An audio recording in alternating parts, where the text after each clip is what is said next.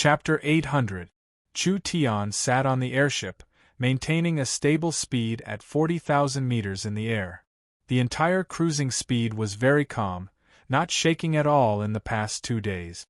He either watched the scenery and ate to pass the time, or he used the image-transferring mirror to talk to Ying and the young miss to pass the time. The airship's design was very perfect. There was only one thing he was not satisfied with. It was too slow. Of course, the speed was relative. It had to be known that the place the airship passed in 2 days, it would take at least 10 days for a fast horse to travel in a straight line.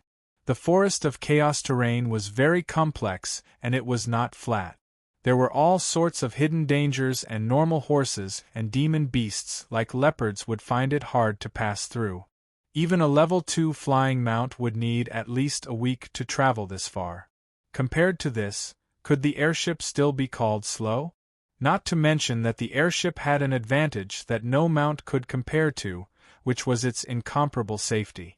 This was because the airship's safe cruising altitude was around 30–40,000 meters. The air here was very thin compared to the ground. Even if those demon beasts that relied on their wings used 10 times their strength, they still wouldn't be able to fly at half their normal speed, or they might not even be able to fly at all. But for the airships, because the air density was reduced, the resistance and turbulence were reduced, allowing them to move faster and more stably. Only giant dragons and flood dragons could rely on yuan qi or special powers to soar at such a high altitude. However, there were very few of these legendary creatures on the entire continent. In this tens of thousands of kilometers of air, the chances of encountering one were so minuscule that it was almost negligible. Chairman, we're almost there. This is already the airspace around Green City. Because we don't understand the terrain below, we can't land for safety reasons, so we can only trouble the chairman to land. The Griffin Knights in charge of the airship opened a cabin door for Chu Tian. This was the stable for the Griffins and the cabin door was right in front of him. When he looked through the transparent crystal glass, he could see that the entire sky was blue and white. This was different from the blue sky on the ground. It was because this plane was a round or oval space and time domain. From a creator's point of view, it was just a large bubble of independent time and space energy, but there was a large amount of matter inside this bubble. The heavy and turbid matter formed a vast continent at the bottom and the light and vast energy gathered at the top to form the sun, air, and etc. Since ancient times, no one could measure the thickness of the earth, and of course no one could accurately measure the height of the sky because the concept of space and time surpassed the fourth dimension. This was an abstract concept for living beings that lived in a 3-dimensional environment. People could not perceive the entire space and time structure, just like how people in paintings could not perceive the 3-dimensional world. Light, thunder, these positive energies all gathered at the top of the sky. Darkness, death, these negative energies settled under the earth. The normal elements of wind, fire, water, and earth filled the entire space. This was the basic model of the world that Chu Tian understood. This world was incomparably complex and vast, but it was ruled by the same law in the end. There's no need for a mount. I'll directly go down.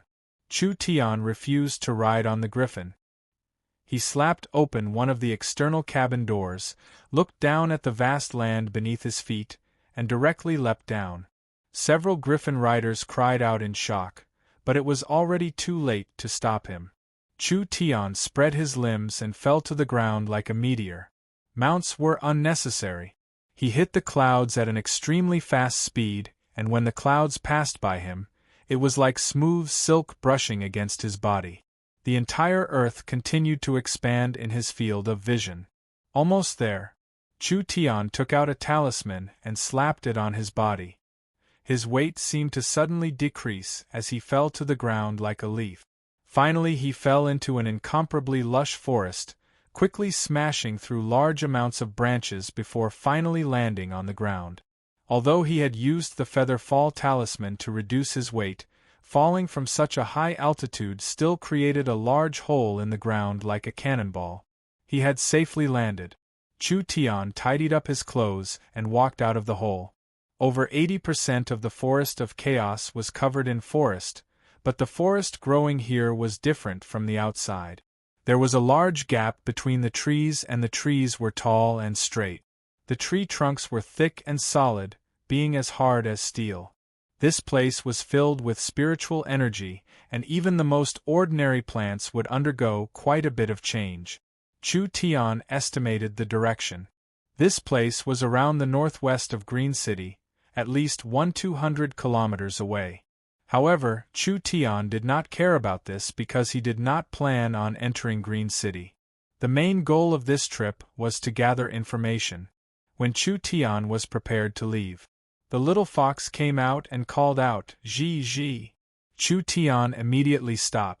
The little fox's perception was more sensitive than his, so it could sense danger before Chu Tian. Almost at the same time, there was a sense of danger that enveloped him. Actually, with Chu Tian's strength, normal level 1 and 2 demon beasts or awakened soul cultivators could not pose a threat to him. So, anything that could make him feel this sense of danger, it must be a very strong existence. Pulling out his sword, turning around. A sword glow. Pa! Like a whip, the sword chi lashed at the body of the sneak attacker who was rushing over.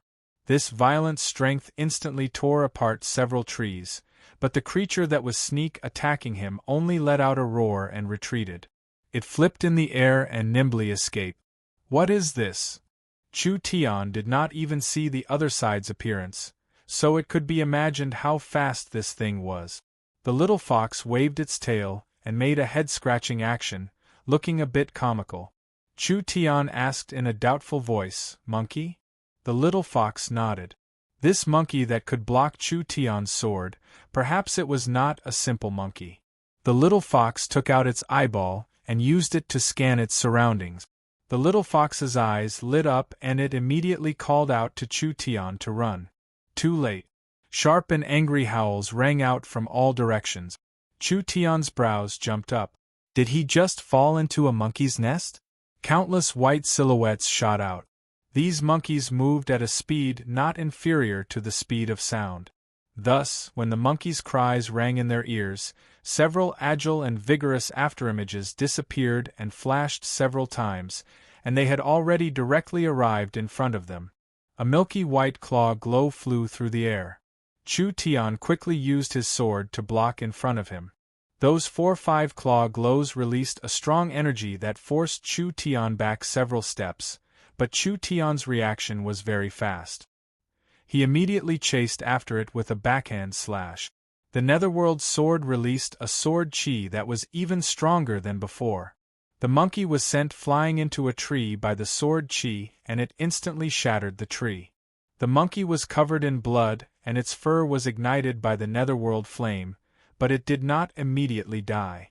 It rolled around on the ground as it tried to extinguish the Netherworld flame on its body. Chu Tian's sword chi could easily tear apart iron.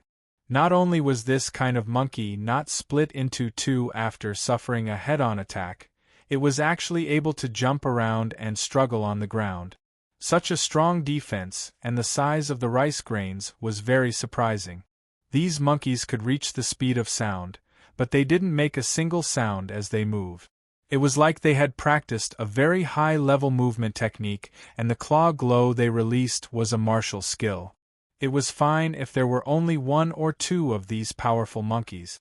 However, once there were many of them, even a high-level true spirit realm expert wouldn't be able to escape. Now that the forest was filled with shadows, there were at least several dozen of them surrounding them. It was probably because Chu Tian's sword strike had deterred these monkeys, so they just stood in the forest baring their teeth, and didn't come closer. This gave Chu Tian a chance to see the true faces of these monkeys. The monkeys were ash-gray and were around a meter tall. Although they weren't big, they were very agile and their bodies were covered in a white glow. Several of the monkeys jointly spat out a cloud of white essence chi. This cloud of essence chi was like a cloud that enveloped the burning monkey's body. The Netherworld fire that was burning brighter and brighter was immediately extinguished. After a while, the monkey stood up again. Its skin was completely burnt and it looked a bit funny. However, it was still showing its teeth and seemed to be very spirited. Chu Tian was a bit shocked seeing this. They could actually heal each other? Chu Tian had never seen this kind of demon beast before, but from the strength they displayed, even if these monkeys weren't in the true spirit realm, they were at least in the 8-9th awakened soul layer. They also had extraordinary speed and iron bones. Adding in the fact that they were demon beasts that lived in groups, it was much harder to deal with them. They really were worthy of being in the depths of the forest of chaos. This random group of monkeys was already this hard to deal with.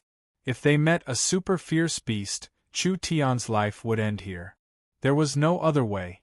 He could only waste a bit of energy. The demon god's sword source spirit soared into the sky. Chu Tian gave a low roar as flames surrounded his body, instantly entering the flame demon transformation state.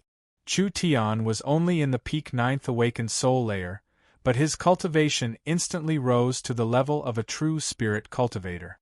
These monkeys were very fast, but with the flame demon transformation and the netherworld sword art, Chu Tian was not afraid at all. These spirit monkeys could clearly smell danger. They all tensed up as they roared out while baring their teeth. It seemed like they wanted to go all out against Chu Tian. "Stop!" A voice came from the depths of the forest. When these monkeys heard this voice, they all withdrew their killing intent and retreated. Chu Tian was slightly taken aback when he saw this. Could it be that this wasn't a magical beast lair and these monkeys were raised by someone? Several people came out of the forest. When they saw Chu Tian, their eyes were filled with a bit of caution. Chapter 801. Chu Tian took care of the marauders and did not stay any longer. He immediately brought Nangong, Yingying, and the others to meet up with the young miss. This place was less than 50 miles away from the marauders' temporary base. Meng Qingwu led the small town's army with a total of 30,000 people, moving through the forest. They carefully hid themselves in the forest, preparing to attack. "Elder sister, we're done." Meng Yingying ran over to see Meng Qingwu. Her face was filled with happiness as she said to her elder sister in a small voice, "Chu Tian killed a leader in an instant, but some of the marauders have been caught. Perhaps they have already brought the news back. If we don't attack now, perhaps the marauders will run away. Our reinforcements haven't arrived yet." Nangong Yingying found that the people lying in ambush in the forest were all the small town's army. Didn't the local tribes say they would send their elites to help? There are over 70 to 80,000 marauders, and they are all elites with decent battle strength. They also have giant bats as flying mounts. Can we beat them with this little bit of people? There's no time to wait for them. Meng Qingwu was not surprised. These locals were clearly suspicious of miracle commerce. Although they said they would send tens of thousands of warriors, they were actually moving slowly. It was clear they didn't want to be the first to attack, so they were just watching from a distance. If their attack failed, they would definitely turn around and run. They wouldn't risk offending the marauders to help miracle commerce. Of course, if their attack succeeded, they might come and help. No matter what, Chu Tian didn't care at all. If he relied on these fellows, he wouldn't be able to fight this battle. To miracle commerce, this battle was not as simple as chasing away a group of bandits. It was also a chance for miracle commerce to show off their strength. It was a good chance to kill a chicken to warn the monkeys. There were countless bandits like the marauders in the forest. If they chased away a group, another group would come, never ending. Only by fighting a beautiful battle and using a thunderous method to destroy the other side would they be able to deter the locals and the bandits, preventing something like this from happening again. Miracle Commerce did not just want to show off to their enemies and potential enemies, they also wanted to show off their muscles to their allies and potential allies. In the forest of chaos, strength was everything. Whoever's fist was harder had the right to speak. Miracle Commerce had enough strength, so who wouldn't be convinced by Miracle Commerce? Miracle Commerce only had a small piece of land on the edge of the forest and didn't touch any of the giant. The forest giants did not need to provoke Miracle Commerce, and no one dared to move against Miracle Commerce here. This was the only way they could develop in peace. Whether it's for a show or a demonstration, we have to fight a beautiful battle. Chu Tian still wanted to confirm it before attacking. What are your preparations? We can confirm that the enemy is hiding in the cave in front of us. The Heaven's Punishment has already reached the best attack position of 5,000 meters in the air. Meng Qingwu then added, the interference array you arranged has already been activated, so it's not easy to find us hiding in the forest. Since it's like this, let's begin. Chu Tian gave a satisfied nod. Let the elves be in charge of the rear and the rest of the troops charge forward. The elves had not truly joined the small town after all. Chu Tian did not want a few elves to die in battle, and then those fellows would cause trouble for him. The tens of thousands of allied troops moved through the dense forest, stopping several miles away from the mountain they were hiding in. There were marauders riding bats flying over them, so this was clearly their range of surveillance. The marauders did not know that Miracle Commerce could block the ultrasonic waves of the bat beasts, but tens of thousands of people was not a small number. If they were too close, there was a large risk of being exposed. It's fine to prepare here. Chu Tian made a hand signal to Meng Qingwu. Begin. The berserkers will advance first and the others will climb down. The 6,000 barbarian berserkers took out their source energy weapons and charged into the forest. Meng Qingwu took out a communication device and connected to the airship above them. Heaven's Punishment, this is Meng Qingwu. Confirm the target and begin the attack. I repeat, begin the attack. Heaven's Punishment received. A low and deep voice came from the communication device. The forest army felt this was strange. They didn't know what Chu Tian was doing. Why did he want them to lie down in the forest? But they didn't dare disobey Chu Tian's orders, so they could only obediently lie down on the ground. The Heaven's Punishment airship was a large airship and the surface was covered in reflective mirrors. These mirrors were not normal mirrors, but rather image transfer mirrors. Not only could they display various images, they could also display images on one side to the other, creating a transparent front and back state. Even if one looked closely, they could only see a transparent outline moving.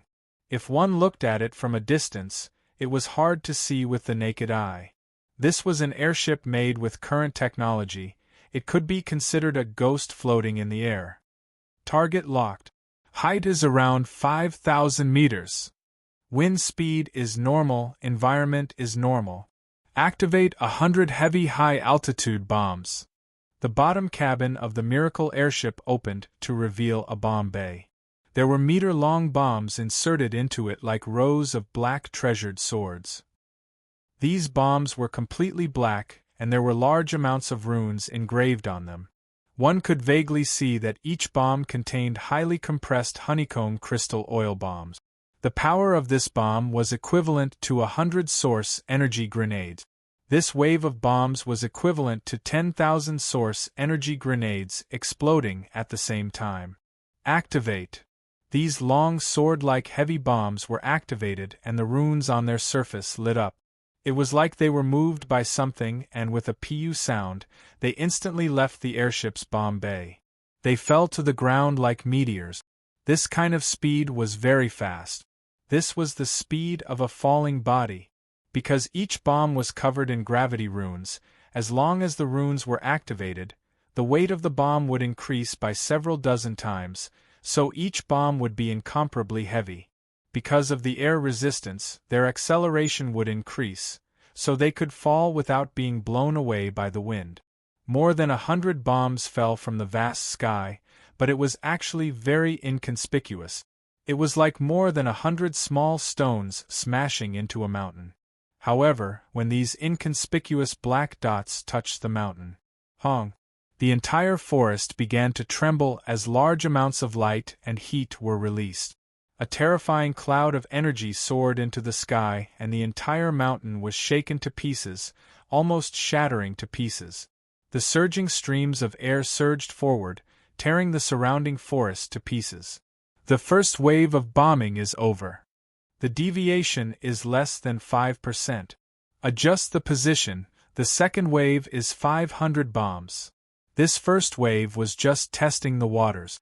The second wave was over 500 bombs and the explosive power was several times stronger than before. When they landed on the mountain at the same time and exploded, the dazzling light even covered the sun in the sky. The small town's army and the locals that were watching in the distance were all stunned by this magnificent and terrifying scene. They finally understood what it meant to crumble mountains and crack the earth. What made their blood run cold was that they couldn't understand what was happening at all. It was like an incomparably terrifying explosion had appeared out of nowhere. The third wave of bombing. This time it was 1,000 bombs. The entire majestic mountain had been bombarded 3 times, and almost half of it had collapsed. Flames covered the surrounding forest and the ground was scorched black. The shock wave spread for 10 miles and all the trees were uprooted, losing all signs of life. Even the air was incomparably scorched as it was completely covered in charcoal and ashes, making one's vision blurry. Heaven's Punishment's mission is complete. Currently retreating from current altitude. The Heaven's Punishment airship's weapons had all been released. Therefore they immediately retreated and were currently returning to a safe altitude. This fast and powerful attack was definitely very sudden. If they were at the center of the explosion, even a high-level true spirit cultivator would find it hard to retreat unscathed. The marauders were not prepared at all and suddenly suffered this kind of intense bombardment. The casualties were at least 50 to 60%, and this was already an optimistic estimate. This large group of marauders had not even started fighting, and they didn't even know what had happened, but they had already been destroyed by miracle commerce. Everyone charge! Kill all the marauders!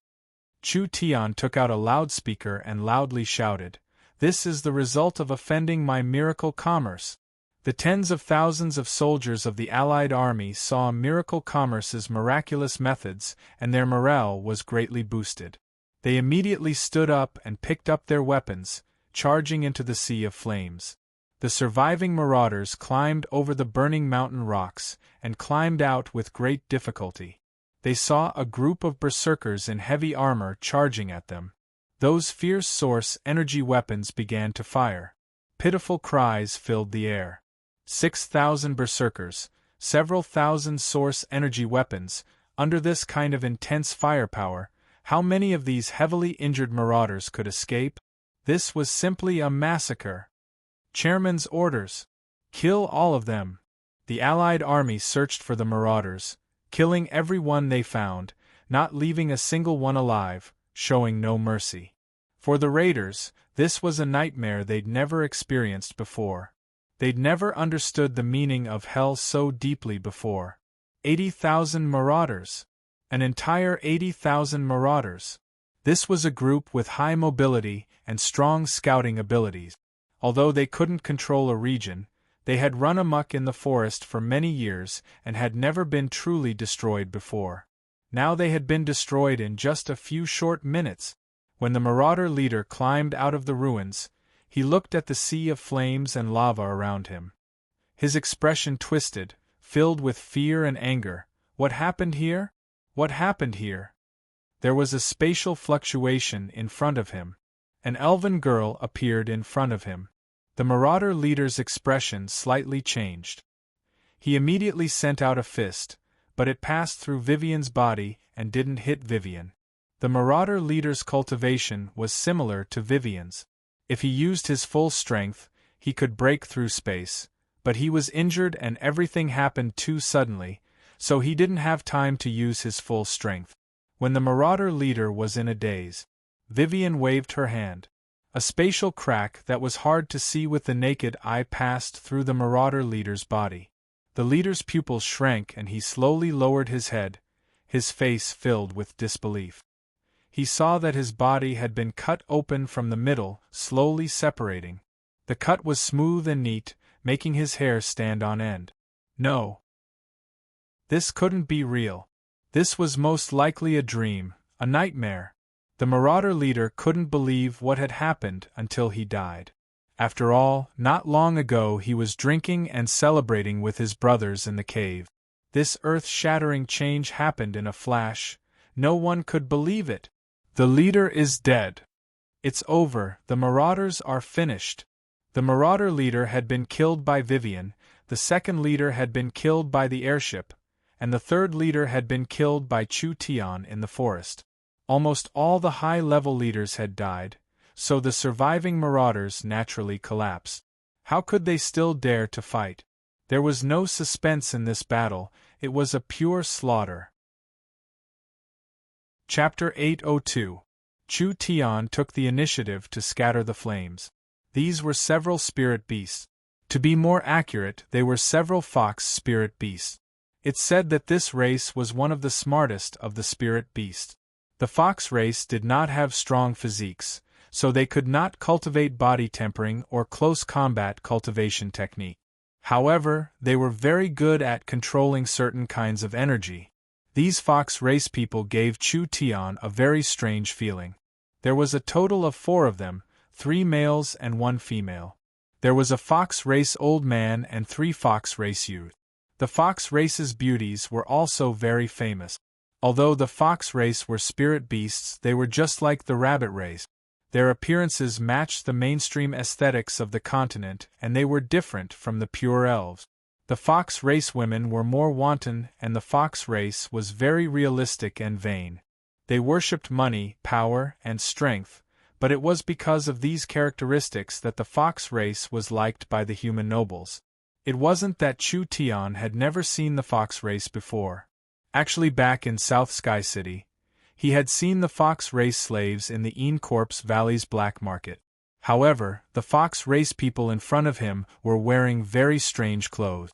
They were wearing large white robes and holding strange staves in their hands. There was a mysterious symbol that was different from the mainstream runes of the continent, but it was filled with power that covered their robes and staves. "Who are you?" A fox race youth stood up and scolded, "Why are you injuring the spirit monkeys?" This was most likely a local. But was he an idiot? "These damn monkeys sneak attacked father. Was he supposed to just stand here and let them hit him?" Chu Tian looked at the old man in the middle. This old man's aura was very deep. Perhaps he was not a normal person.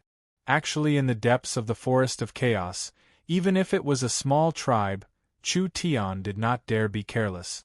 After all, a small tribe that could survive here would not lose to a large tribe.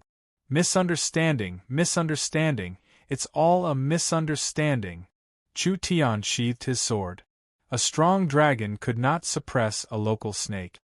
He was going to be the city lord here in the future, so it was best if he didn't offend these locals. In order to show his respect and friendliness, he deliberately used the spirit beast language to say, "I am just a traveler that came from afar. This is my first time here and I'm not familiar with this place, so I accidentally entered this place. If I have disturbed you, then I will leave." "Grandfather, this fellow is so sneaky. He definitely isn't a good thing." Another young fox said to the old man beside him, "I think he's most likely a spy sent by the druids and shamans. How about we lock him up and interrogate him first?" Druids, shamans? Chu Tian's eyes flashed with a strange glow. He had seen these 2 terms in ancient texts, but he never thought that he would see them one day. This made Chu Tian a bit surprised. But these ancient sects, did they still exist in this era? The old fox man clearly saw Chu Tian's strange gaze. How could a foreign traveler know about the druids and shamans? Don't you feel like you are trying to cover it up? This was really a misunderstanding. The current situation is very tense. I would rather kill the wrong person than let them go. The old fox man gave an order to the foxwoman beside him in a low voice. "Dolores, you go and capture him." The oldest of the 3 young fox youths, as well as the only female among them, walked out. This woman had a full figure and a head full of silver white hair. She looked around 24 or 25 years old in a human's age, just in the middle of growing mature. The fox race's unique charm made her look even more enchanting. This really is a misunderstanding, you don't need to be this nervous. Chu Tian looked like he had a headache. I don't like hitting women. Dolores did not waste any words and took out a bottle filled with incantations from her chest. Chu Tian could not recognize the strange incantations, but from the style, it seemed to be quite ancient. Perhaps only the young miss could see through it. But what attracted Chu Tian's attention was not the incantations on the bottle, but rather the thing inside the bottle. It was a ball of purple soul energy. A small bottle could contain soul energy? These native skills weren't bad. Dolores held the bottle with both hands and devoutly said, "Great demonic god, please listen to my call and bestow me with great power." The small bottle quickly lit up and Chu Tian knit his brows.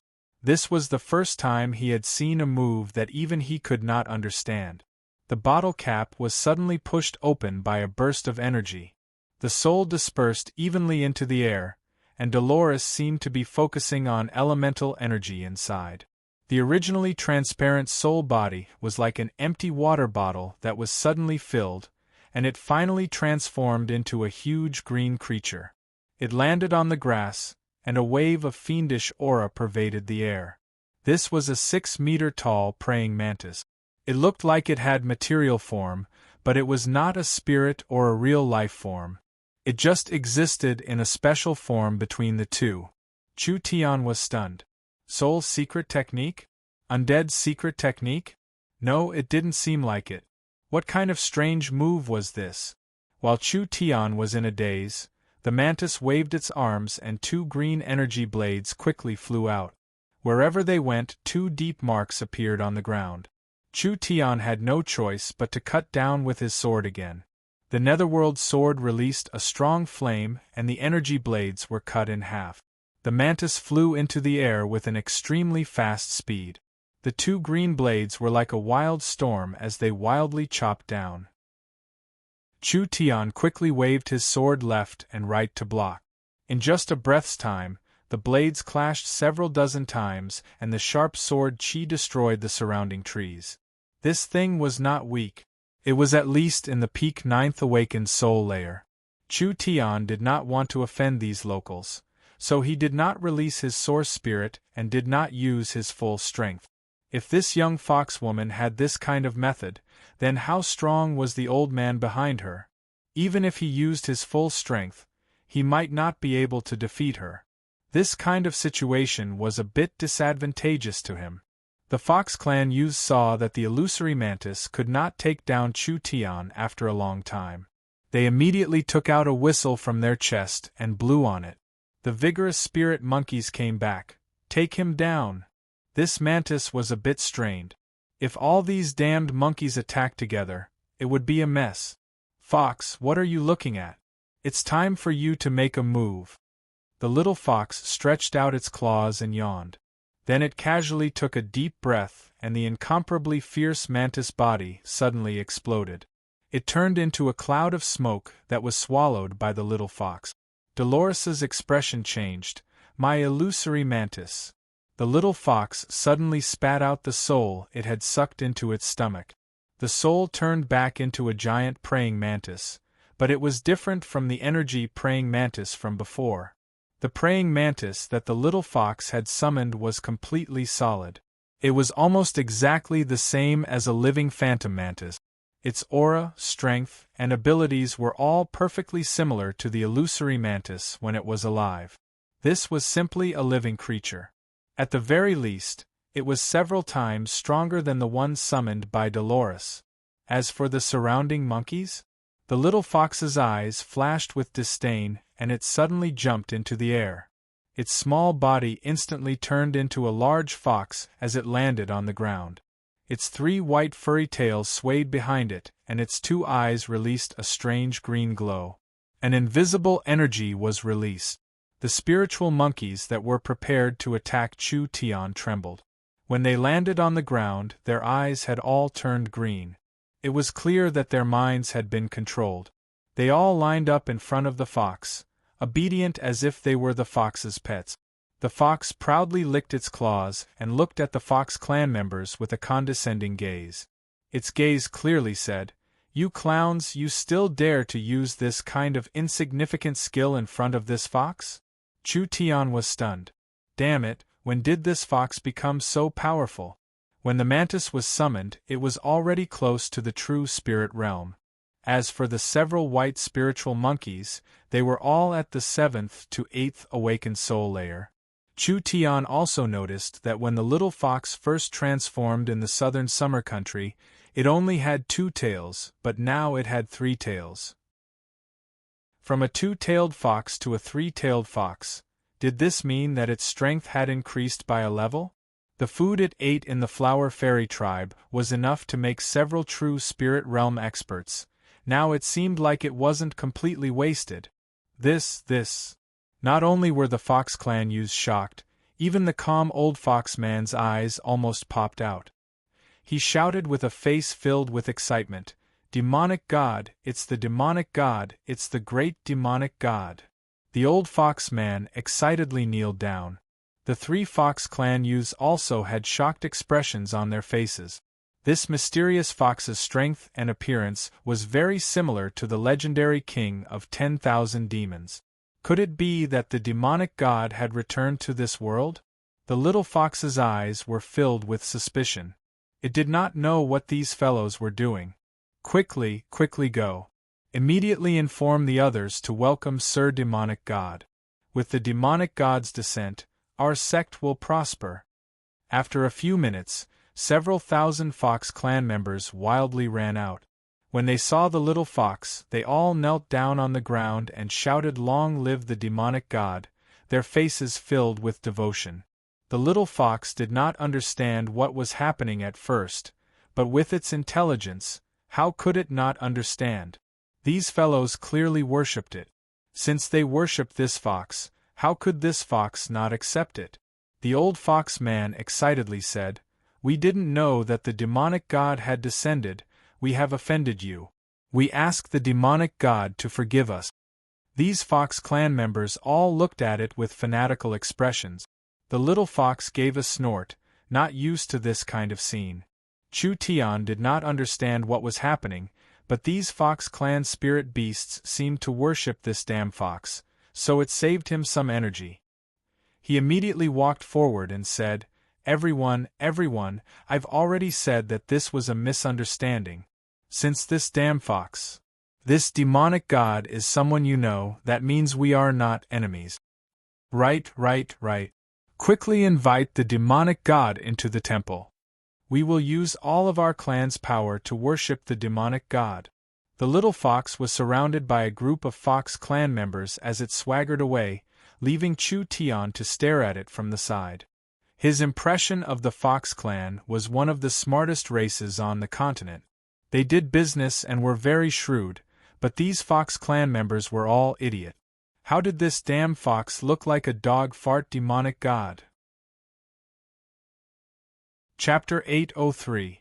The Bear Tribe, the Wolf Tribe, the Orcs, the Ogres, and the other locals of Oldman's small town. When they arrived at the battlefield, the battle had already ended. The locals were all stunned. In front of them was a majestic mountain covered in green forest. At this moment, it had already been blown to pieces. All the trees had been directly evaporated. The high temperature generated in the center of the explosion had melted the stones and formed a large amount of lava. Like a spider web, the surrounding area was covered in dust and ashes. It was a charred black, and the air seemed to be boiling. This kind of scene of devastation, how did it look like a forest? It was like the scene of a doomsday volcano erupting. Of the 80,000 marauders, there were no survivors. Most of their corpses couldn't even be found. Several barbarians put the 2 halves of the marauder leader's corpse together and tied it to a high Oldman small town flag, placing it in front of the locals. This famous forest bandit's body was now completely burnt black. His eyes were wide open and his face was filled with shock, anger, and unwillingness. Even in death, he still could not believe this was real. The marauders had even robbed the transport team of the forest giant. The marauders had once managed to escape from the pursuit of a magnate without dying. Such an astute and cunning group of forest bandits was completely annihilated in the hands of a small town. Most of the marauders did not know what was going on before they were killed without knowing why. Even the lucky survivors were mercilessly wiped out by miracle commerce. There was no way to resist at all. There was no way to resist at all. So clean and efficient, so ruthless and fierce. Chu Tian led his people in front of the locals. You've come at the right time. We've already finished fighting, so I'll leave the matter of putting out the fire to you. The locals were all filled with fear. The most terrifying thing was not the marauders themselves, but rather the fact that they did not know what methods miracle commerce had used. How could they find the marauders' temporary stronghold so quickly, and how could they instantly launch such a large attack? This kind of destructive power that could instantly destroy a mountain, even a peak true spirit realm expert could not do this. So miracle commerce's methods were not something these locals could imagine. They could only be glad that they did not provoke the other side, otherwise the ones that would have been blown to pieces would have been their tribes. The locals were filled with fear, not daring to look straight at them. They could only obediently bow down. Chu Tian looked over these fellows and knew that these fellows had already submitted to miracle commerce's strength. If miracle commerce wanted them to do anything in the future, would they dare not do it? All right, I'll leave the cleanup to you and also see if there are any spoils of war left behind. Chu Tian had destroyed this large-scale bandit organization, but it was as easy as cutting a piece of wood. It was just a small matter that was not worth mentioning. We're done. Yes. The small town's army began to retreat. There were only locals with faces filled with fear. What are you staring at? Why aren't you cleaning up the battlefield? One of the locals shouted, and it was like they had woken up from a dream. After all, they had slowly rushed over, which had already made Chu Tian dissatisfied. If they slowly cleaned up the battlefield and miracle commerce was angry, what would they do if they sent a wave of attacks to their tribes? Miracle commerce could easily locate the marauders. Then they could easily locate them. Miracle commerce could easily destroy the marauders. Then they could also easily destroy them. In the hearts of these locals, miracle commerce was no longer a simple outer power of the forest, rather they were a giant that had the qualifications to challenge the giants of the forest of chaos. Actually, these locals were thinking too much. The heavens punishment had released over 1,000 heavy bombs, but it had already used up all of the heavy bombs in miracle commerce's storage. These 1,000 heavy bombs had taken miracle commerce over a month to make, so they couldn't use this kind of attack again in a short period of time. But it didn't matter. Just this once was enough. No matter who it was, after seeing the might of the heavens' punishment, they would not dare have any thoughts of going against miracle commerce. Even the giants of the forest would have to consider the consequences. There were basically no casualties in the Allied army. This was a glorious and shocking performance. When the Oldman town citizens saw the victorious Allied army, they were filled with confidence. The marauders were just a group of jumping clowns, a group of stupid and ignorant moths flying into a flame. The people seemed to be seeing a brand new forest city slowly rising. In the near future, the population would explode. The previous few times they dealt with the spider race was just to show miracle commerce's strength.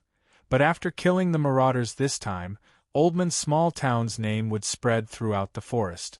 Before long, large amounts of locals would come to join them. Meng Qingwu began to plan the living area in the valley. At this moment, the spiritual pressure in the small town suddenly increased. With a heaven-shaking aura, Chen Bingyu came out of closed-door cultivation. She had already broken through to the true spirit realm. Chen Bingyu became the first true spirit realm cultivator in miracle commerce. After a few days, Dongfang Haoren also came out of closed-door cultivation, also reaching the true spirit realm. Miracle commerce had gained 2 true spirit experts in an instant, instantly making up for the lack of peak battle strength. This was truly double happiness. Chu Tian arranged for Miracle Commerce to hold a celebration banquet, to celebrate Miracle Commerce's breakthrough progress. The news of the marauders being wiped out caused a small stir in the forest. The large local powers in the core area of the forest began to feel fear towards Miracle Commerce. Although the marauders were the common enemy of most of the forest powers, Miracle Commerce's battle had caused dissatisfaction in the forest. In the depths of the Forest of Chaos, there was a legendary secret valley, Refaxius. Refaxius meant the sun and eternity in the Elven language, therefore people called the valley the Eternal Valley. The legendary Elven city in the Eternal Valley was called the Eternal Forest. In the dense forest of the valley and the swamp, there was a white stone path covered in fluorescent moss. It was the only entrance to the ancient barrier, and if one knew how to open the barrier, they could enter the Eternal Valley. The Eternal Forest in the Eternal Valley was always filled with vitality and ancient might. A warm and dazzling light rose from the Eternal Forest's sunwell, covering the entire forest. There were over 1 million elves living in the forest, and there were elven wooden houses and stone houses that were like works of art. Beautiful elven songs filled every corner of the Eternal Forest. The Elven King's palace was on a cliff filled with waterfalls and was carved from pure white jade. Each detail was filled with an unimaginable sense of art and culture. That's right. This was the Eternal Forest. The Forest of Chaos would Elven capital city. The elves had long lifespans, and when they bathed in the powerful light of the sunwell, they would be free from all diseases. They would obtain even more strength and live longer. The Elven Council. Several dozen elven elders were present. A white-haired old elf was sitting in the chairman's seat. In the past several tens of thousands of years, how many countries and races have perished? These deaths were caused by blindly chasing after strength, progress, and development. Strength can make people crazy, progress can make people lose their way, and development can cause wars. This is the root of all disasters. Therefore, our race should follow the principle of tens of thousands of years. Only by being closed and conservative can we continue our noble and grand civilization. The elves will not take the initiative to participate in any battles.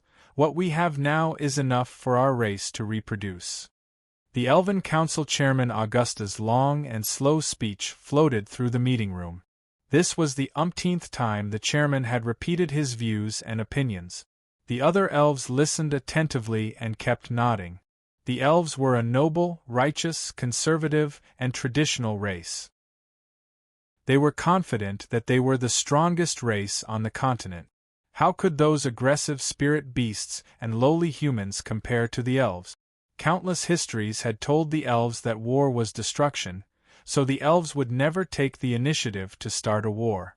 The elves had to follow the tens of thousands of years of tradition, remaining closed off from the world.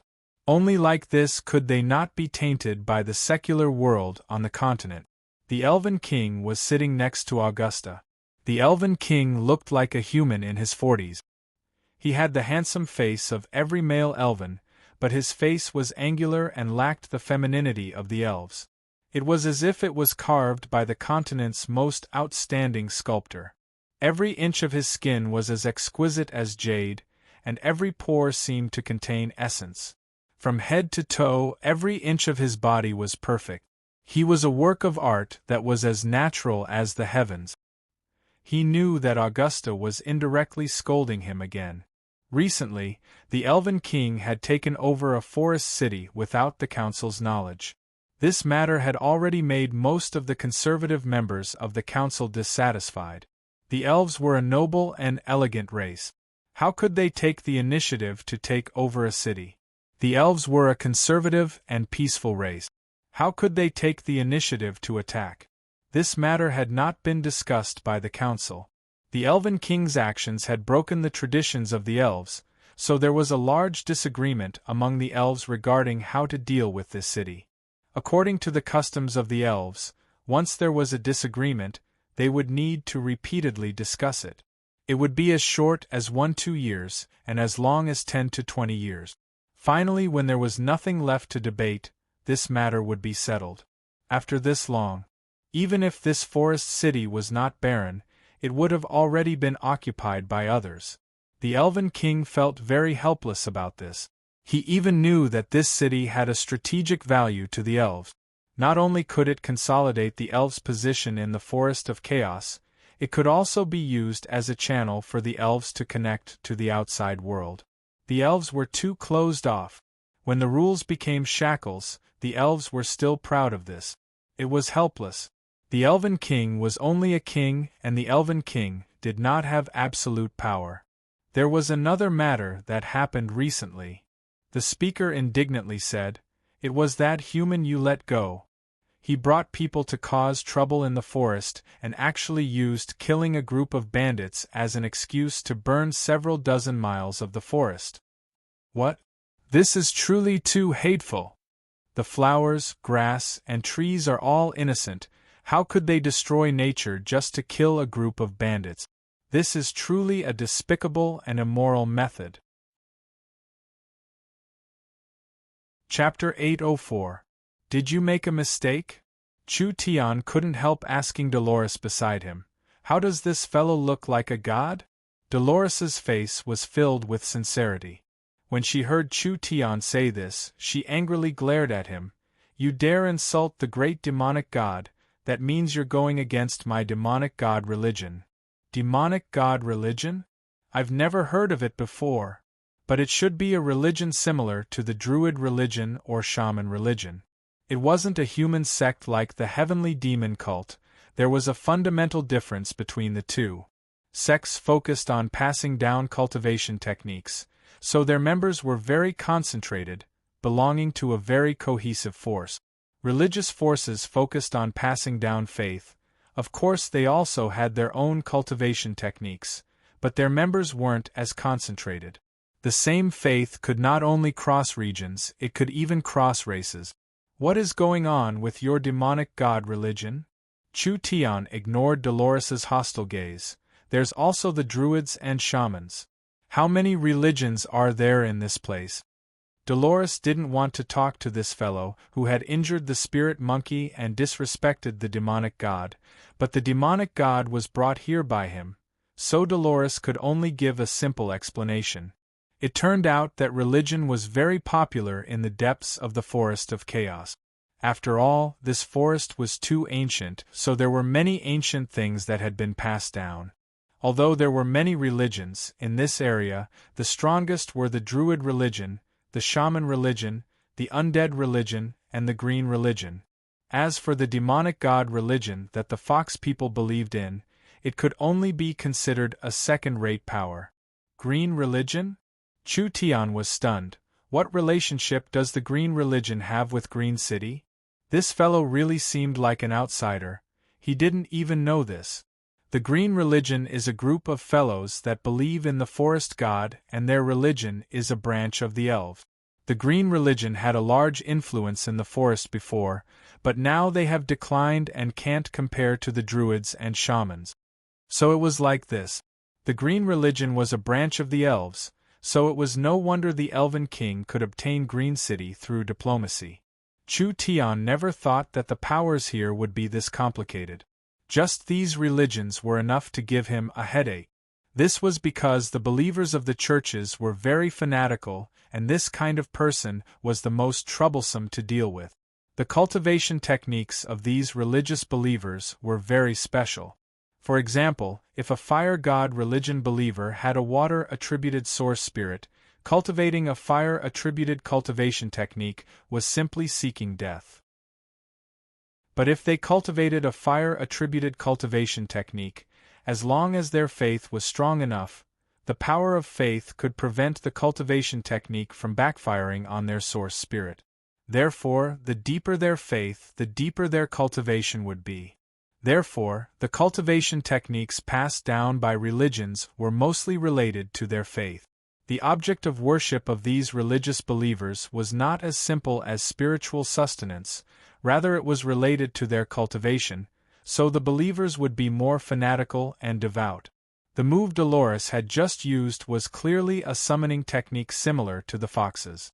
This summoning technique had never been seen in any cultivation technique, so even Chu Tian did not understand it.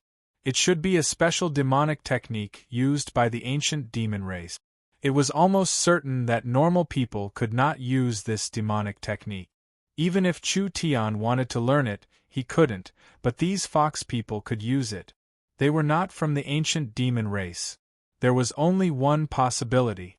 A certain ancient demonic god had used a certain method to create this religion, allowing these low-level beings to believe in it and use its power.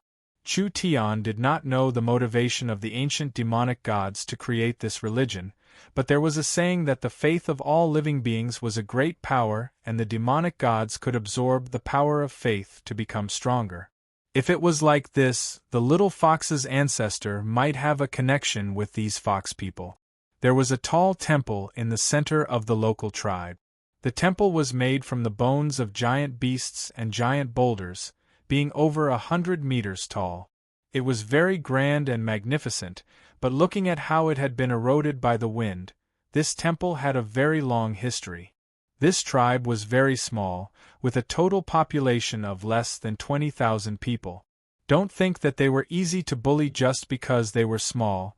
The entire tribe was filled with devout believers of the demonic god religion, and most of them could summon demon beasts to fight. Other than that, the demonic god religion was proficient in taming beasts, just like the spirit monkeys outside the forest. They were all tamed by the demonic god religion, so they could not be underestimated. At least they could sweep through any tribe on the outside. The little fox had already turned back to its original form. It was only the size of a palm, but it was sent to the high altar by the zealous believers, receiving the prayers of the fox people kneeling down. The little fox also quickly got into its role. Although it was only a little big, it curled its tail and sat upright on it. Its pair of black eyes were shining, and it had a dignified posture like a lion. It swept its gaze across everyone and then raised its paw, indicating for everyone to rise. Chu Tian rolled his eyes, too lazy to watch this fox act cool. He walked around by himself. There were many totems in the temple, and the one that appeared the most frequently was a fierce and majestic nine-tailed demon fox. The young miss had records of the nine-tailed demon fox in her heavenly book memories. Legend has it that in the ancient demon race that coexisted with gods and demons in the great ancient era, the nine-tailed demon fox was the ruler of 10,000 demons, the king of 10,000 demons. They grasped all the powerful demonic techniques of the demon race, and their might could even make gods and demons retreat. It seemed like the little fox really was the nine-tailed demon fox's descendant? Chu Tian was still a little confused. The nine-tailed demon fox's descendant had been bred in a 10,000-year-old corpse for 10,000 years. After being born in that kind of evil environment, not only did the little fox have its ancestors' abilities, it also seemed like it had the ability to break through evil energies. At this time, there were excited and joyful cheers coming from the temple. The little fox was on a stone slab, using its fingernails to write strange words. Chu Tian didn't recognize a single one of these words. It should be the language of the demon race. From the looks of joy in the followers' eyes, this should be how to use a certain demonic technique. These followers all bowed their heads and thanked. When the ceremony finished, the Fox clan's men, women, and children all brought in all kinds of good things. There were spirit fruits, crystals, and demon jades, all of which were used to worship the little fox. The little fox was happy to the point of forgetting home. It had never been worshipped like this before, with all these good things being given to it. Compared to this, its master was too vile, constantly beating it for eating too much. The little fox's proud appearance made Chu Tian want to punch it, but Chu Tian knew in his heart that if he beat the fox in this situation, he would be beaten up by the crazy followers. He would endure it for now. In the end, this was an unexpected harvest. Chu Tian came to Green City to gather information and also to see if he could rope in a few locals, But he did not have much hope because the locals here were very strong and it would not be easy for an outsider like Chu Tian to enter. Now it was good, he had saved quite a bit of effort. This demonic god religion was a bit weak, but being able to stand here meant that they had some strength. Moreover, they had lived here for many years, so they had a good understanding of the situation around Green City. They were the allies Chu Tian needed the most. Everyone should have seen that I am a companion of your demonic god, so we are not enemies. With these words, everyone was stunned. They all looked at the little fox that was gorging itself on the food. The little fox felt everyone's gaze and suddenly stopped. It looked up at Chu Tian, and its heart instantly bloomed with joy. Master, Master, I never thought that there would be a day where you would ask this fox for help. As long as this fox gives the order, I will strip you naked and give you a spanking to take revenge for you hitting my butt. Chu Tian's eyes flashed with an ominous glow as he looked at it. The little fox gave a snort and could only nod before continuing to eat. The old foxman, who was also the high priest, quickly stood up. Since your excellency is the demonic god's friend, then of course you are our most respected guest. If there is anything we can help you with, our demonic god religion will not decline. This was more like it. Chu Tian cleared his throat. Since the high priest has said this, I will honestly introduce myself. Actually, I am the new city lord of Green City, and I came here alone this time, mainly to inquire about the situation. Green City's city lord? Everyone looked at him with a strange expression. When did the Green City's city lord become a human? Wasn't this city conquered by the elves just a few days ago? The relationship between the elves and humans was not good, it could even be said to be very unfriendly. How could the elves give an important city like Green City to a human? However, they had no choice but to believe it. Chu Tian directly took out the Elven King's token. The fox people were in an uproar. They never would have thought that this young man would be the city lord appointed by the Eternal Forest. If he could really sit in the city lord position, then the surrounding 1,000 miles would be his territory. These demonic god religion followers would naturally accept the city lord's management. The high priest was the calmest. He gave a few soft coughs. Although your excellency is the city lord, with Green City's current situation, if you want to sit in the city lord's throne, I'm afraid it won't be an easy matter. Chu Tian liked dealing with smart people. This would save him a lot of effort. Although most of the fox people were acting like a group of idiots, worshipping this damn fox and trying to please him, the fox race had the highest intelligence among the spirit beasts. This was a very smart race, and as long as they were properly trained, they would become natural profiteers or sly politicians.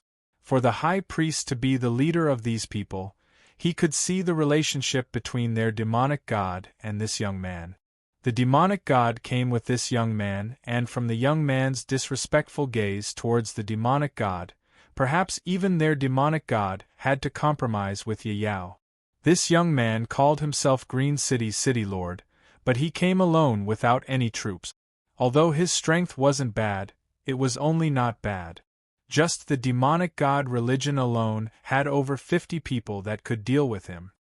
He most likely had the qualifications to be the city lord, but he didn't have the strength to sit in that position, so he came alone.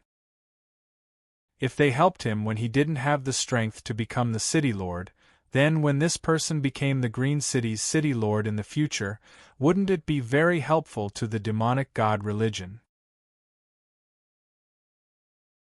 Chapter 805. The elven counselors were elected and the elves participating had to meet a series of requirements. For example, they had to be over 500 years old, be in the 3rd true spirit layer or higher, have a good character, follow ancient customs, and have integrity. It was because of this election system that the elven counselors were all stubborn old men. The elves that reached the true spirit realm could live for around 1,000 years. The current chairman was a living fossil that was over 1,000 years old. With the chairman's strength and abilities, living for another 300-400 years was not a problem. The vitality of the elves was too strong. This led to the slow metabolism of new elves. The new generation of elves would always be shrouded in the influence of the older generation of elves for a long period of time. The Elven Council would also change very slowly. With the control of these old elves, even if there were some radical and innovative new elves, as long as they worked with these old elves for 100 or 200 years, they would become a new stubborn old elf. The elven etiquette, the elven faith, and the elven character had already become a firm shackle. It had locked the elves of the continent for close to 10,000 years. 10,000 years was not a long time for the elven civilization, at most it would be 10 generations of leaders. But for the spirit beasts and humans, it was enough to change the world. A continent overlord that once looked down on 10,000 races. Now it had already declined beyond recognition. Even in the forest of chaos, the influence of the elves was still the same. The elves did not think about how to revive their race, rather they thought about how to protect the dignity of the elves, how to protect the noble image of the elves, and how to distinguish the elves from the other races of the continent. Little did they know that in the eyes of humans, the elves had already become a group of strange creatures. Even the low and warlike spirit beasts disdained the elves. This human Chu Tian is so cruel. An elven council member loudly proposed, just for a single victory, he doesn't care about the ancient trees that have grown for thousands of years, he doesn't care about the life and death of the animals in the forest.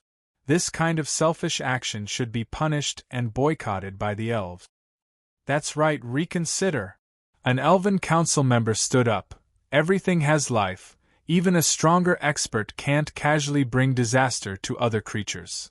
This kind of cruel method, it's simply polluting the forest. It's a blasphemy against the forest and nature. If there were humans here, they would definitely laugh at the elves' discussion. To protect a small forest, could they disregard the victory of the war? The elves might be able to do something like this, but the humans were completely stupid. An elven council member suddenly pointed his spear at an elder sitting next to the chairman. Vice Speaker Ulysses, you had the chance to execute this human, but you let him leave the ancient tree of life forest, so all of this happened. You should take responsibility for this. Ulysses said with knit brows, I've already investigated this matter and given the relevant report to everyone. Chu Tian's matter is pardonable and there is no malicious intent to abduct the elves. Chu Tian is a great talent that is rarely seen in 10,000 years. If the elves don't handle this properly, I'm afraid we will be cursed for 10,000 years. Let's not talk about Chu Tian's matter. Another elven council member criticized, Vivian is the elf that has violated the most rules in the last 100 years. Not only did you not punish her, you even let Vivian go. Doing a wrong like this and not being punished, where is the spirit of the elves? What kind of bad influence will this have on the other young elves? Have you considered these problems? That's right. Vice Speaker, this matter is not handled properly. No matter what that human does, it is a fact that Vivian violated the rules. Ulysses was a bit unhappy. Vivian already has spatial technology in his hands. This is a great technology that can change the elves' lives. I'm letting him return to Chu Tian's side to learn more knowledge and contribute to the elves. The elves are living very well right now. We don't need to change anything. Since when did the elves learn from low-level humans? This is simply insulting the noble elves. When the elven council members were criticizing him, there were only a few that kept their mouths shut. These were all members of the reformist faction, but the old guard faction was too strong. According to the elves' traditions, once they started arguing, there wouldn't be a result for several days and nights. The elven king couldn't sit still. Let's stop here for today, we'll discuss these problems later. The council members did not have any objections. The elves had a habit of dragging things out. After all, their lives were too long and their lives were too leisurely. Things that could be done in a day could be done in 10 days, so they would discuss it tomorrow. After the elven king dismissed the meeting, he walked to the corridor alone. The Elven Palace's corridor was built on a cliff, and there were several white jade waterfalls hanging on the side. Looking down from the suspended corridor, one could see the entire eternal forest. The sun was releasing a glow. Every inch of the eternal forest was covered in a dignified aura. The twilight's orange sunlight shined down on the vibrant forest as the elves carved, sang, and painted. That peaceful atmosphere could make any ambitious person sink. The Elven King's statue-like face revealed a trace of helplessness. With the elves' current situation, he was powerless. The continent's elves were already scattered like sand, and the elves were still immersed in this peaceful atmosphere. Would they only wake up when the flames of war reached the forest? Perhaps it would already be too late by then. Ulysses walked beside the Elven King. There's news from Green City that there's a plague in the surroundings and a foreign race riot. The city is already in chaos and the situation is not good. If we don't send troops, we'll lose this city that we just captured. Send troops. The Elven King shook his head. Will the council agree? Ulysses revealed a blank look. We've spent this much effort to obtain this city. Do we have to give it up like this? We can't not give it up. When the Elven King said this, there was a spark in his mind. After this spark appeared, it was like he had fallen into oil, and it suddenly burned. A thought filled his mind. Abandoning doesn't mean giving up. It can be used for other purposes. Ulysses was a bit surprised. What did you say? The Elven King turned to look at Ulysses. I'm very interested in that human youth called Chu Tian. They can manage a small town well, meaning they have the ability, but a small town is still a small town in the end. Not to mention it's on the edge of the forest, so no matter how lively it is, it won't be able to make a name for itself. Ulysses could already guess the Elven King's thoughts. Your meaning is? The Elven army can't be used, so we'll find a reliable friend to help. I think that what Chu Tian needs the most right now is a city. Only by having a true city in the forest can he display his talents in the forest. I'll give him a city. Not only will it not fall into other people's hands, but it will also help a friend at the right time. Chu Tian's influence is too weak in the end. This city is not normal. Can he really control the situation? There will be risks, so we can only secretly help as much as we can. The Elven King said this. But don't forget, humans are a race that likes to take risks. As long as the benefits are big enough, even if they know there are risks, they will not hesitate. This is the biggest difference between humans and elves. Ulysses was helpless and dejected. It was indeed like this. The Elven King waved his hand and said, Go. This city will still be under the Eternal Forest's name, and he will become the legitimate city lord. As for whether or not he can control this city, it will depend on his abilities. Yes. Ulysses left the Eternal Forest. He rode the dragon hawk beast to Oldman's small town in a day and night. At this time, Oldman's small town was still in the joy of a large victory. People from different races and powers were all drinking and chatting in the small town. Ulysses walked into the underground town. Although Oldman's small town was not big, it was brightly lit like it was daytime. All the buildings were scattered and each street was like blood vessels. There were merchants and townspeople moving through the streets like blood vessels, filling this small place with vitality. This was something that could not be seen in the Elven City. The small town had a movie theater, a hotel, and a training hall. Each place had its own characteristics, attracting a large amount of people. But the most lively place was the Oldman Market. The current Oldman Market was very famous. No matter how many materials there were in the forest, as long as they were transported, they could be sold by the market.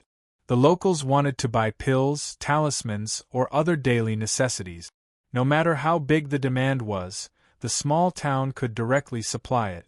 This kind of strong supply and demand ability filled the market with vitality, giving birth to many small merchants. The big-eared monsters, the goblins, the mouse people, and the rabbit people, these weak races were everywhere. The ogres did not rob them. These large fellows knew how to buy resources from other small towns and then use their thick shoulders and strong stamina to sell them in Oldman's small town. They used the source stones they earned to buy their favorite canned food, or they directly went to the hotel to eat a big meal. Oldman's small town did not discriminate. Every race was treated equally, and they lived in harmony here. This prosperity was supported by spatial transportation. With this kind of great technology in the hands of an elf, it was very likely that the elves could use it.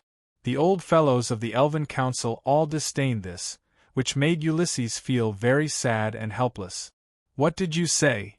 Chu Tian almost fainted from this pie falling from the sky.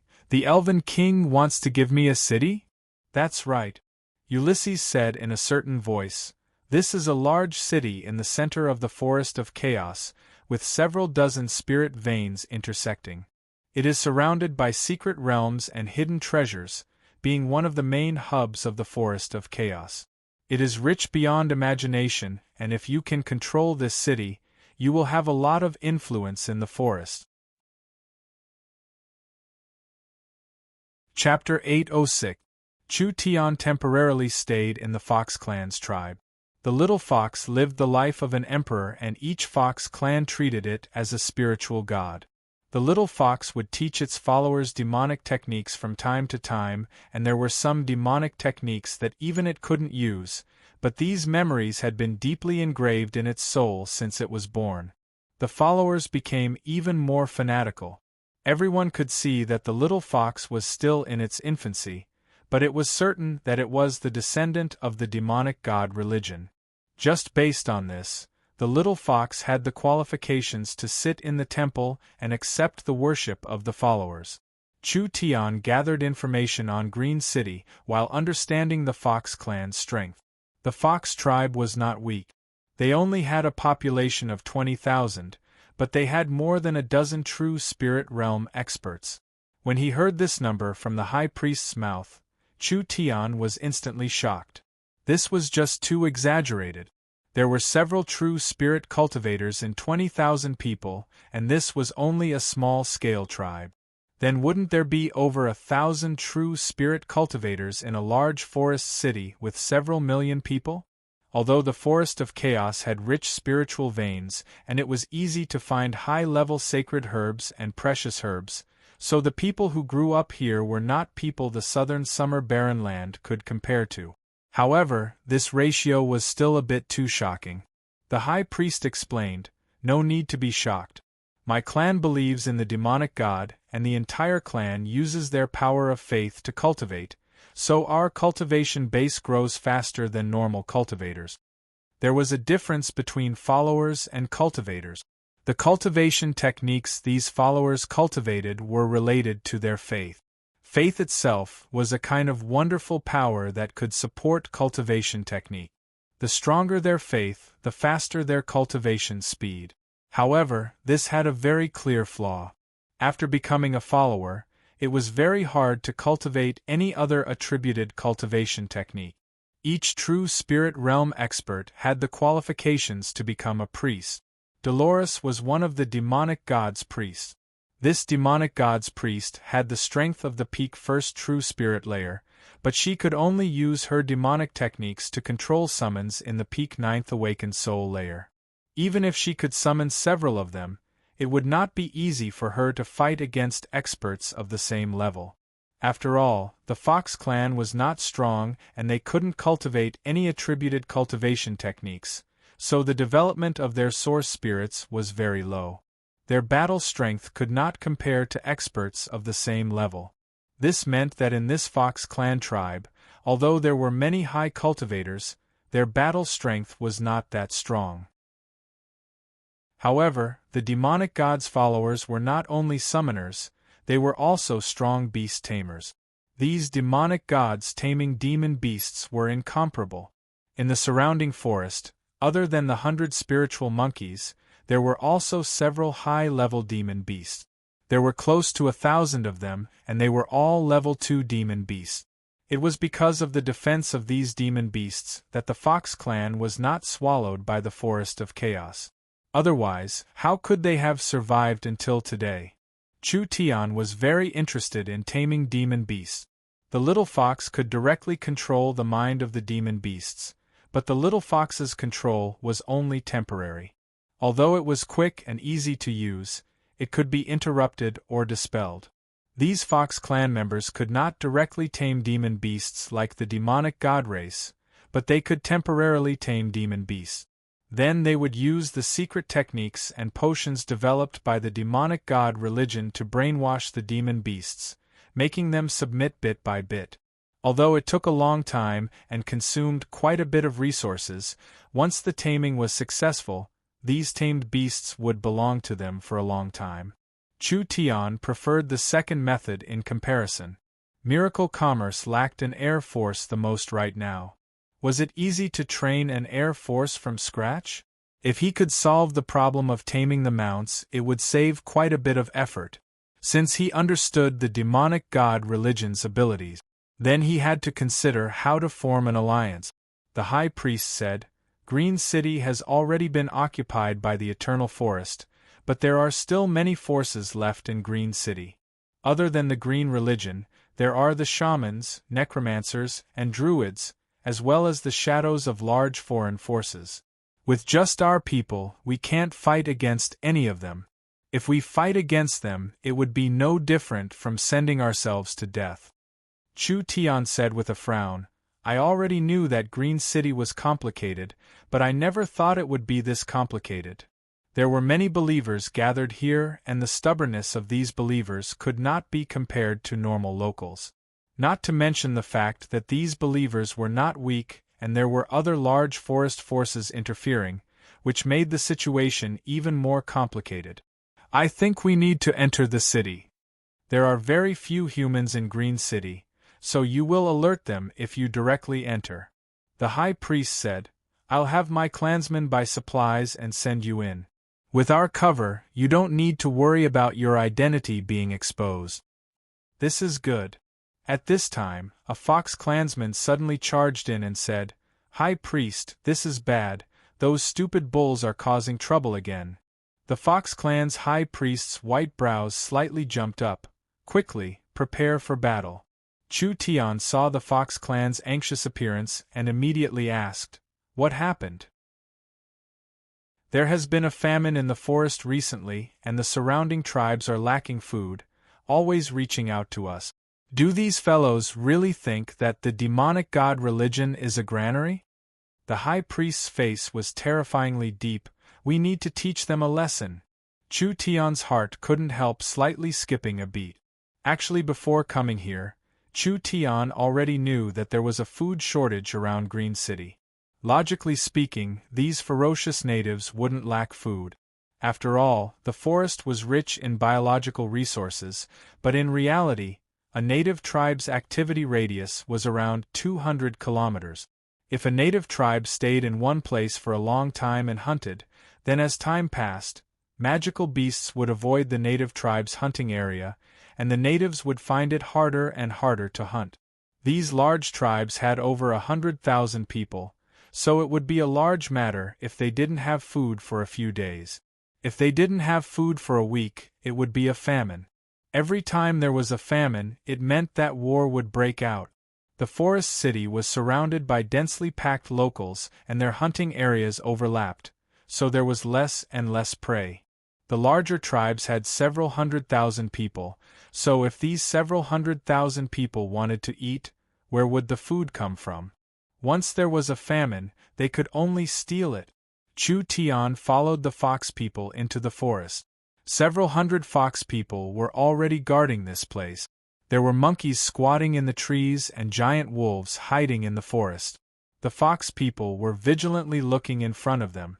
The other side had 10 times the number of the fox people, with several thousand people densely packed together.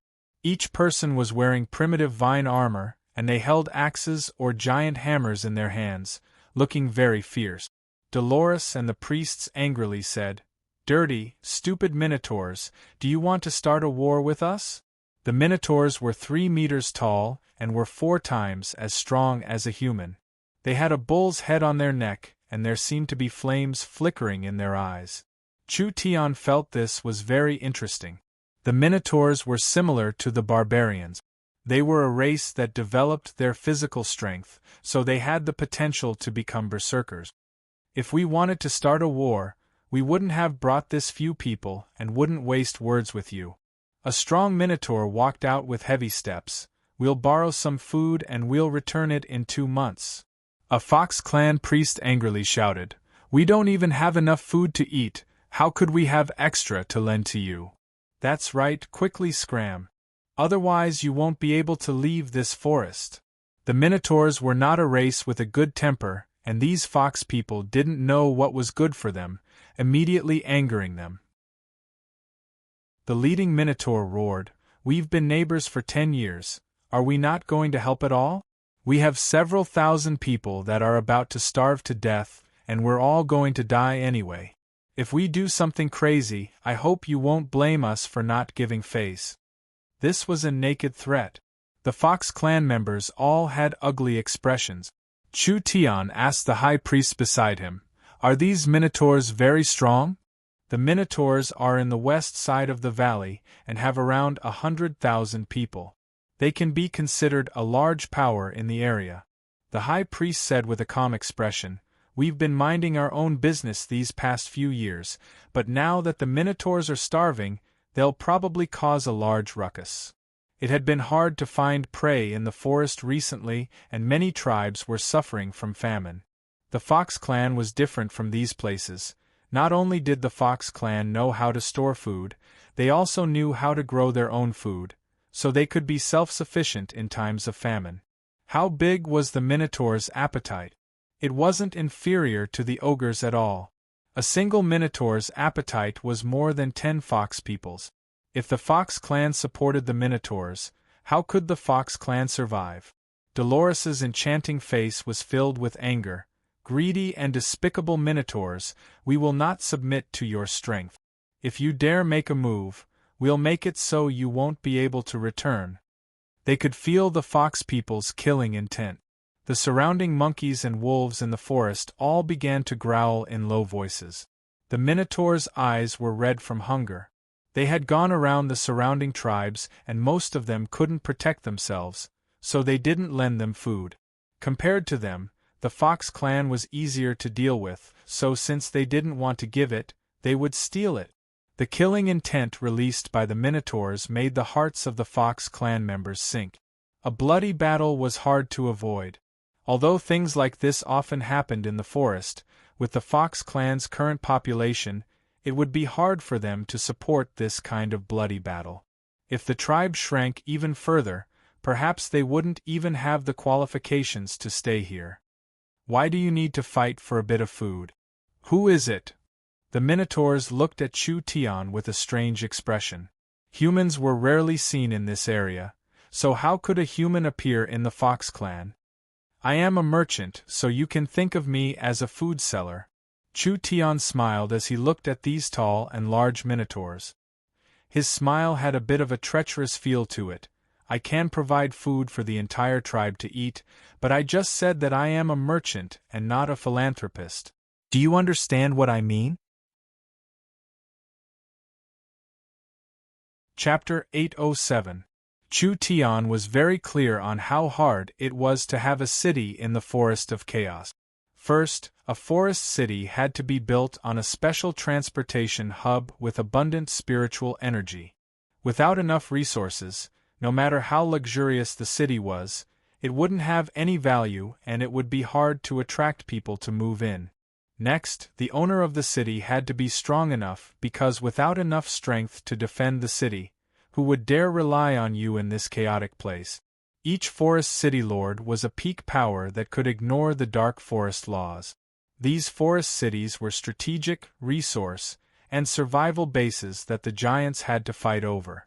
Most of the residents of the forest cities lived in their own clans, like the Elven City, the Spirit Beast City, the Giant City, or the Sea Race City. These races had a large population, therefore 80% of the residents in their cities were their own clans. The Dragon Lord was a special existence. The dragon race was a rare race after all, so they did not have a large population. However, the giant dragons had shocking wealth and incomparable strength, so they gathered large amounts of followers, so they would not lose to the large powers. What did Chu Tian have? This kind of small foreign power did not have a foundation in the forest of chaos. He did not have his own country or clansmen, nor did he have the strength and deterrence of the giant dragons. Even if he occupied a city, it would be useless. This was not a hot potato. This was a ticking time bomb that could blow him up at any time. That's right. In this battle against the marauders, Miracle Commerce's strength had been displayed, allowing Chu Tian to be looked at by many large powers. The heaven's punishment had caused an earth-shattering explosion in the forest, causing many giants to be filled with fear and vigilance, but that was all. They did not attack Oldman's small town because they looked down on Oldman's small town. In the end, benefits came first in a war, so the giants did not need to cause unnecessary trouble and losses for a city on the edge of the forest. If Miracle Commerce openly occupied a city, the situation would be completely different. A race that lacked influence, foundation, and strength, it was impossible for them to have a city like this. The special thing about the current situation was that Green City still belonged to the Eternal Forest in name.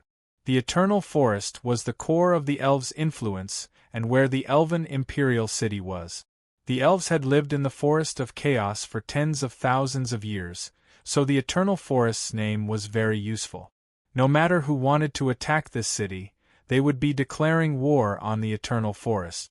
Like this, the large powers would be able to avoid direct military conflicts, and Chu Tian would be under a large amount of pressure. He just needed to be on guard against all kinds of dirty tricks. However, Chu Tian also knew the Elven King's predicament. Green City's location was too special. The Elven Council was worried that the city would be controlled by the elves, and it would drag the peace-loving elves into a war they didn't want to see the most, so they would try to persuade the Elven King to give up this city. So what if the Elven King was not willing to give up this city? If the Council did not send troops, the Eternal Forest would not be able to send troops to defend it. A city without a name could not last long. When the Eternal Forest did not come to Green City for a long time, the others didn't need to guess what the elves' attitude was. It was only a matter of time before the city was taken. Now the Elven King decided to take a gamble. On one hand, he emphasized that Green City was a power of the Eternal Forest, making those people afraid of Green City not dare to make a move. On the other hand, he no longer wanted to control it and gave this chance to Chu Tian and his daughter Vivian. This was a chance, but it was a very dangerous chance. Green City's current situation was like walking on a tightrope, very dangerous. After studying the map sent by Ulysses, Miracle Commerce came to the conclusion that this city was not bad, rather it was too good. It was located in the core area of the Forest of Chaos, and this was the battlefield of the Forest of Chaos powers. The Dragon's Ridge, the Eternal Forest, the Titan Mountain Range, and the Savage Highlands. These were the most symbolic powers of the Forest of Chaos. Any one of them was enough to crush Miracle Commerce into powder. Green City just happened to be where these powers converged. Other than these giants that were comparable to warring kingdoms, there were also many other strong forest powers. It had to be known that those that could establish themselves in the depths of the Forest of Chaos were at least not inferior to a large kingdom. The Forest of Chaos was one of the oldest forests on the continent, so there were all kinds of fierce beasts that could bring a destructive disaster. There were some ancient secret realms and unknown geological environments, which were very dangerous. These were all things that needed to be considered. Miracle Commerce only had the support of a small southern summer country, and they did not have the home field advantage at all. With Miracle Commerce's current strength, they could only be safe, but they did not have the ability to compete with the other large powers or mine the depths of the Forest of Chaos. If they overestimated themselves and carelessly entered, there would not be a good result. There was not much time left. Chu Tian needed to quickly make a decision. This choice was a bit difficult. The miracle commerce people all knit their brows. Meng Qingwu did not approve of taking risks. No one was clearer than her on the current situation. Miracle commerce's strength had already been overestimated. Miracle commerce could not use the heavens' punishment to deal with the marauders this time. As for the berserkers trained by miracle commerce, even if they added in the southern state training camp, they would not have more than 20,000 people, and they could not transfer them for now. The Oldman army had to protect the small town, so they could not easily transfer them. Chu Tian did not have an army he could use. Going into the dangerous forest alone, it would be hard for him to protect himself, so how could he control the city? Perhaps before he could even stand firm, he would be swallowed without even leaving a single bone. There were hundreds of races in the Forest of Chaos, and the powers were very complicated. Right now, the safest strategy was to properly manage the town and slowly accumulate as much resources and wealth as possible. Then, they would slowly take control of more aboriginals and towns. After that, they would use the strategy of surrounding the center and slowly infiltrate into the forest. Then, they would wait for an opportunity to seek control of a city and make it the center of the Chamber of Commerce. But thinking about it again, if they missed this chance, with the company's current development speed, they would not be able to enter the depths of the forest in 2-3 years. Even if they had enough wings in the future, would they be able to obtain a good city like this? Behind each city was the shadow of a large power. If Miracle Commerce wanted to obtain their own city, they would inevitably become enemies with these powers. Giving away a city like this was definitely a meat pie falling from the sky. As for giving up on the city and purely operating as a company? Absolutely not. If it was a complete country, perhaps it could be done, but in a place like the Forest of Chaos where strength ruled, everything had to be supported by corresponding strength. Without strength, no matter how much wealth and resources they had, they would be rootless duckweed. I accept the Elven King's gift. Chu Tian took the map without thinking too much. I ask the Elven King to be assured, this city will not fall into anyone's hands. This one will do his best to make it prosperous. Ulysses was filled with praise. Although the gift was tempting, people without enough courage would not dare accept it. Ulysses thought that Chu Tian would not dare accept it. Even if he accepted it, he would consider it for a few days, but he never thought that Chu Tian would be this straightforward, accepting it with just a bit of consideration. Such a person was either a brave and resourceful person, or a reckless person, or a combination of both. Although he didn't know if Chu Tian had the ability to sit in this position, as long as Green City did not fall into the hands of other powers, it would be beneficial to the elves. As for whether they controlled the city or not, it was not that important. In the name of the Eternal Forest, I appoint you as Green City's city lord. Ulysses gave the Elven King's token to Chu Tian. You have all the authority in Green City. The Eternal Forest will not interfere with any internal affairs. You just need to do what you want. Meng Yingying and Vivian revealed looks of joy. This was too great. They were simple-minded and didn't think this much. This Green City was a very good city. Although it was a city of the Eternal Forest in name, there were no elves in Green City, so there was no need for those old fogies to order them around. Miracle Commerce was completely free in this city. Wasn't this what Miracle Commerce always wanted? Ulysses represented the Eternal Forest and the Elven King in giving Chu Tian the position of City Lord and Meng Qingwu and Vivian the position of Vice City Lord. There was no need to mention Chu Tian and Meng Qingwu, but Vivian becoming the Vice City Lord was arranged by the Elven King. Vivian was an elf and the Elven King's daughter. If she became Green City's Vice City Lord, it would give Green City an extra layer of protection because of her special status. Ulysses said to Chu Tian, Green City used to be the city of a large local power, but because of being suppressed for 100 years, Green City was obtained by the Elven King through diplomatic means. However, The old power is in a very serious situation and there are many other powers eyeing it, so there is a lot of internal and external pressure. Other than that, there have been riots, famine, and plague recently. It is hard to accurately estimate the situation, so remember not to expose your identity and observe the situation first. Although he had already guessed that Green City's situation was not good, he never thought it would be this bad. This would not be a small challenge. But Chu Tian was not afraid at all. He did not have the time to slowly develop. With this kind of good opportunity in front of him, it would not match his personality if he didn't take it. As long as he found the right method. Chapter 808. The Minotaur, filled with killing intent, was suddenly stunned. This was the depths of the Forest of Chaos. It was not the territory of humans, therefore humans were rarely seen. Anyone that could come here was a very powerful character, so who would come to this place to be a food seller? Would they transport food from tens of thousands of miles away? Or would they buy and sell food in the forest? This kind of behavior was like a treasure hunter that had finally found a hidden treasure after a long time, but in the end they had to move a stone back. This was completely different from cleaning up.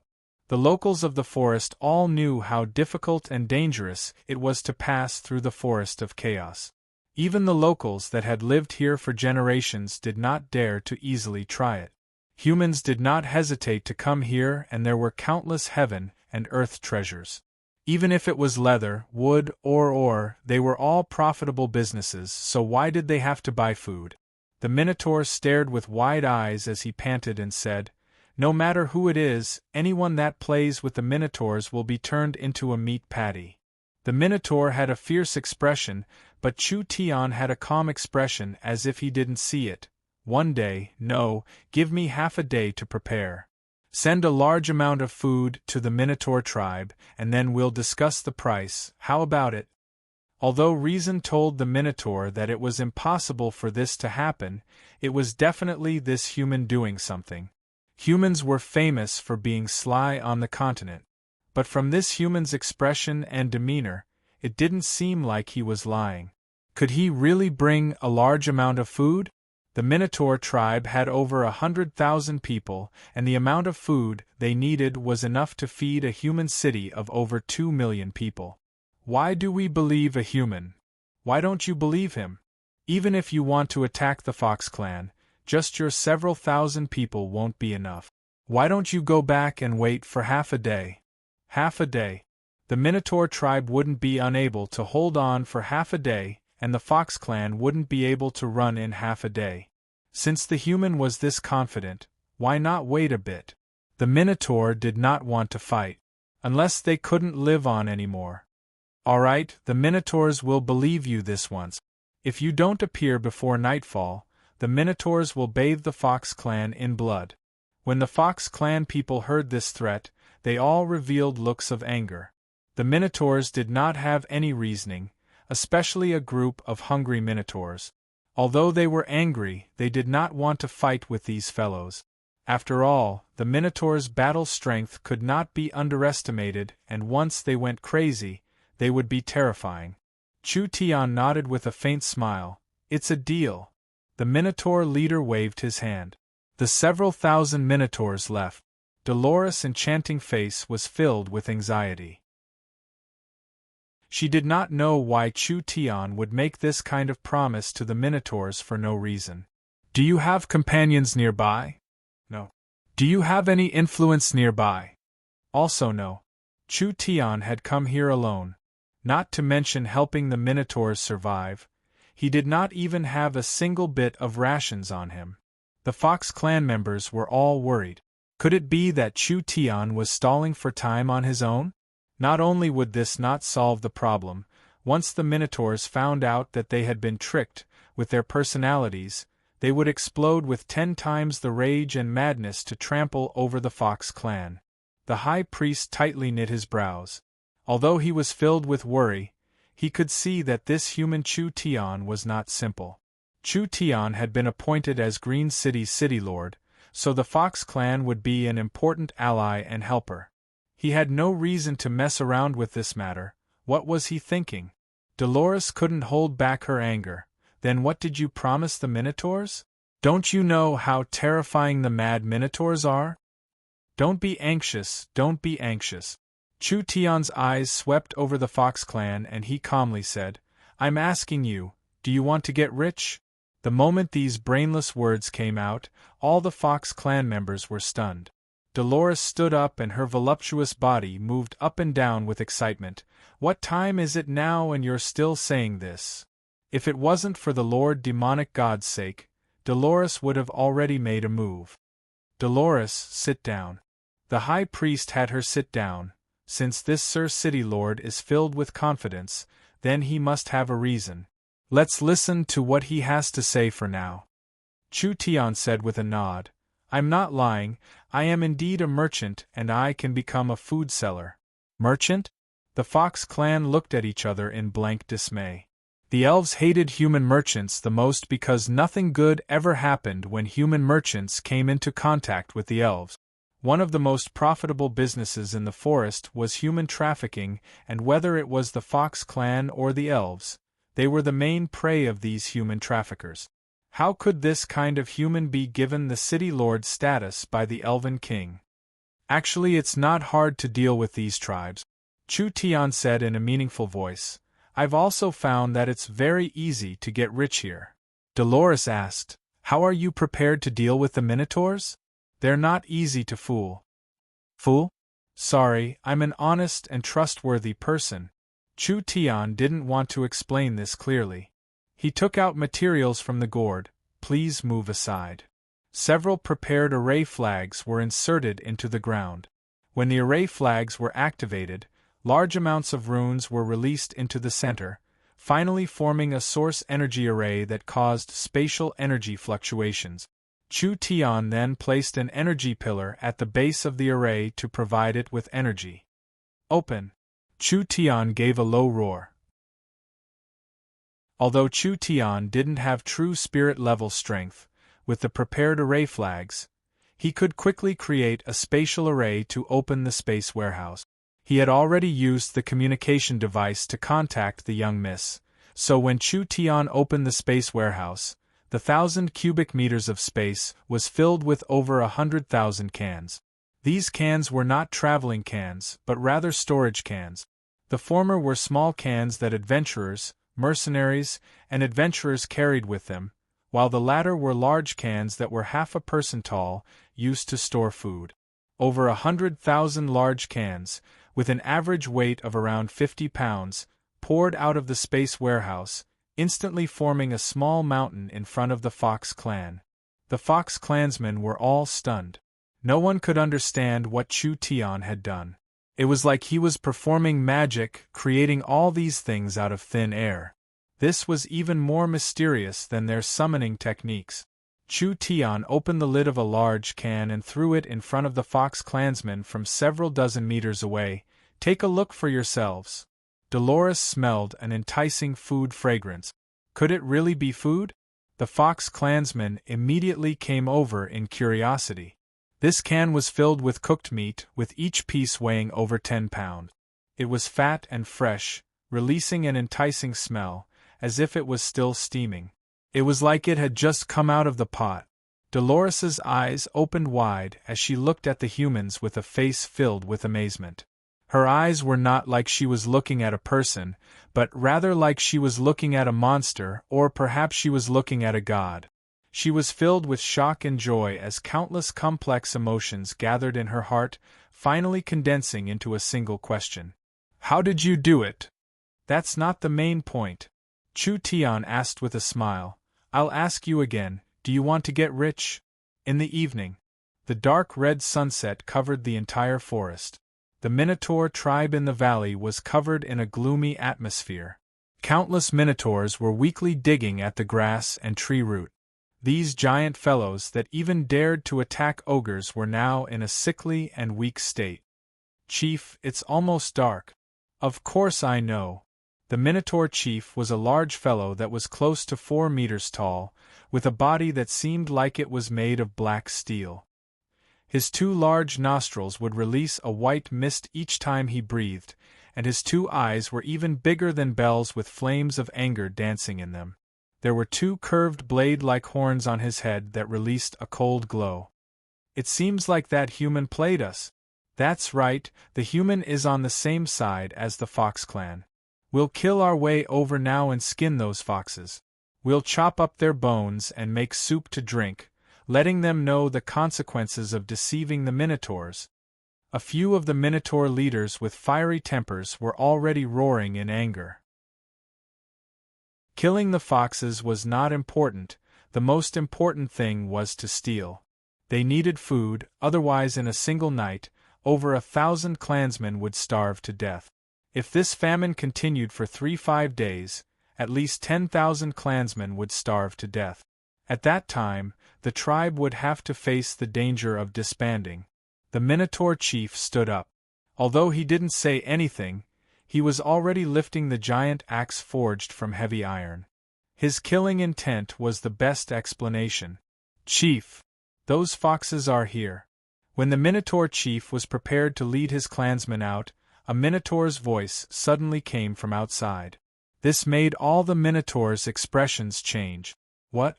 Could they really be here? In front of the Minotaur Valley, Dolores and Chu Tian were fighting side by side. Around 500 Fox clan youths had arrived. Out of the way, out of the way! The Minotaur chief pushed aside a few people blocking his way. When he was about to loudly ask, his 2 bull eyes suddenly popped out.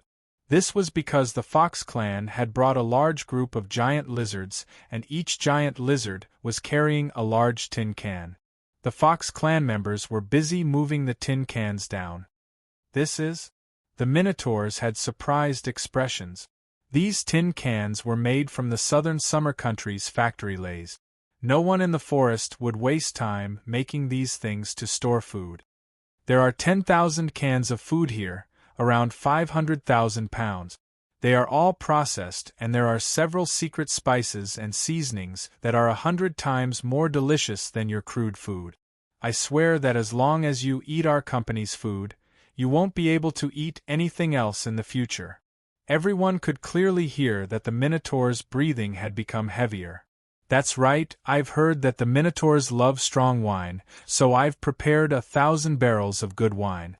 Each barrel is made from high-quality materials, and even in a human society that pursues a high quality of life, this is considered a pretty good wine. The Minotaur's eyes turned red and their large Adam's apples moved a few times, but they could not say anything. Chu Tian looked at these Minotaurs. I wonder if everyone is satisfied? The Minotaur chief couldn't hold it in anymore. Quickly give it to me. The Minotaurs almost lost their reasoning, and they wanted to steal it. I have to remind you, don't try to steal our food. This is just the first batch, and I have plenty of good wine and meat. You can have as much as you want, but if you dare try to steal it, then I'm sorry, I won't do any business with the Minotaurs in the future. Chu Tian said this and then added, I think that at this time, as long as we provide food, there will be many tribes that are interested in attacking the Minotaur Valley. The Minotaur chief's expression fell. What do you want? I don't know either. Chu Tian revealed a cunning smile. I'll have to see what you have first. Chapter 809. Ulysses stood up and looked at Chu Tian before looking at Vivian. A complicated look flashed in his eyes. The Elven King's matter has been completed. I hope that everything goes smoothly for you. I'll be leaving now. Vivian quickly asked, Aren't you going to stay in Oldman's small town for a few more days? There must be many things you can't think of here. Perhaps it can move the people in the council. Ulysses slightly shook his head. Us elves are not a race that easily accepts new things, otherwise we wouldn't have been like this for tens of thousands of years. I still have things to do in the eternal forest, so I won't stay. Ulysses still left. Everyone felt this was a bit strange. This kind of words coming from the mouth of an elf made people feel strange. Chu Tian spread out the map Ulysses left on the table. Meng Yingying came over to take a look and couldn't help letting out a surprised cry. "Wah, this map is too clear." That's right, this was the most complete and detailed map of the Forest of Chaos so far. Only the elves that had lived in the Forest of Chaos for tens of thousands of years could draw this kind of map. Each special area, each special terrain, each lake, each mountain range, and each city, they were all clearly drawn. The elves did not have any copying technology. The entire map was drawn by hand. Every line and every detail was drawn perfectly and precisely. Moreover, drawing such a large map definitely required a lot of effort. This map could be called a work of art with astonishing value, not to mention that the value of the map itself was definitely not low. "Take a photo and make a few more copies."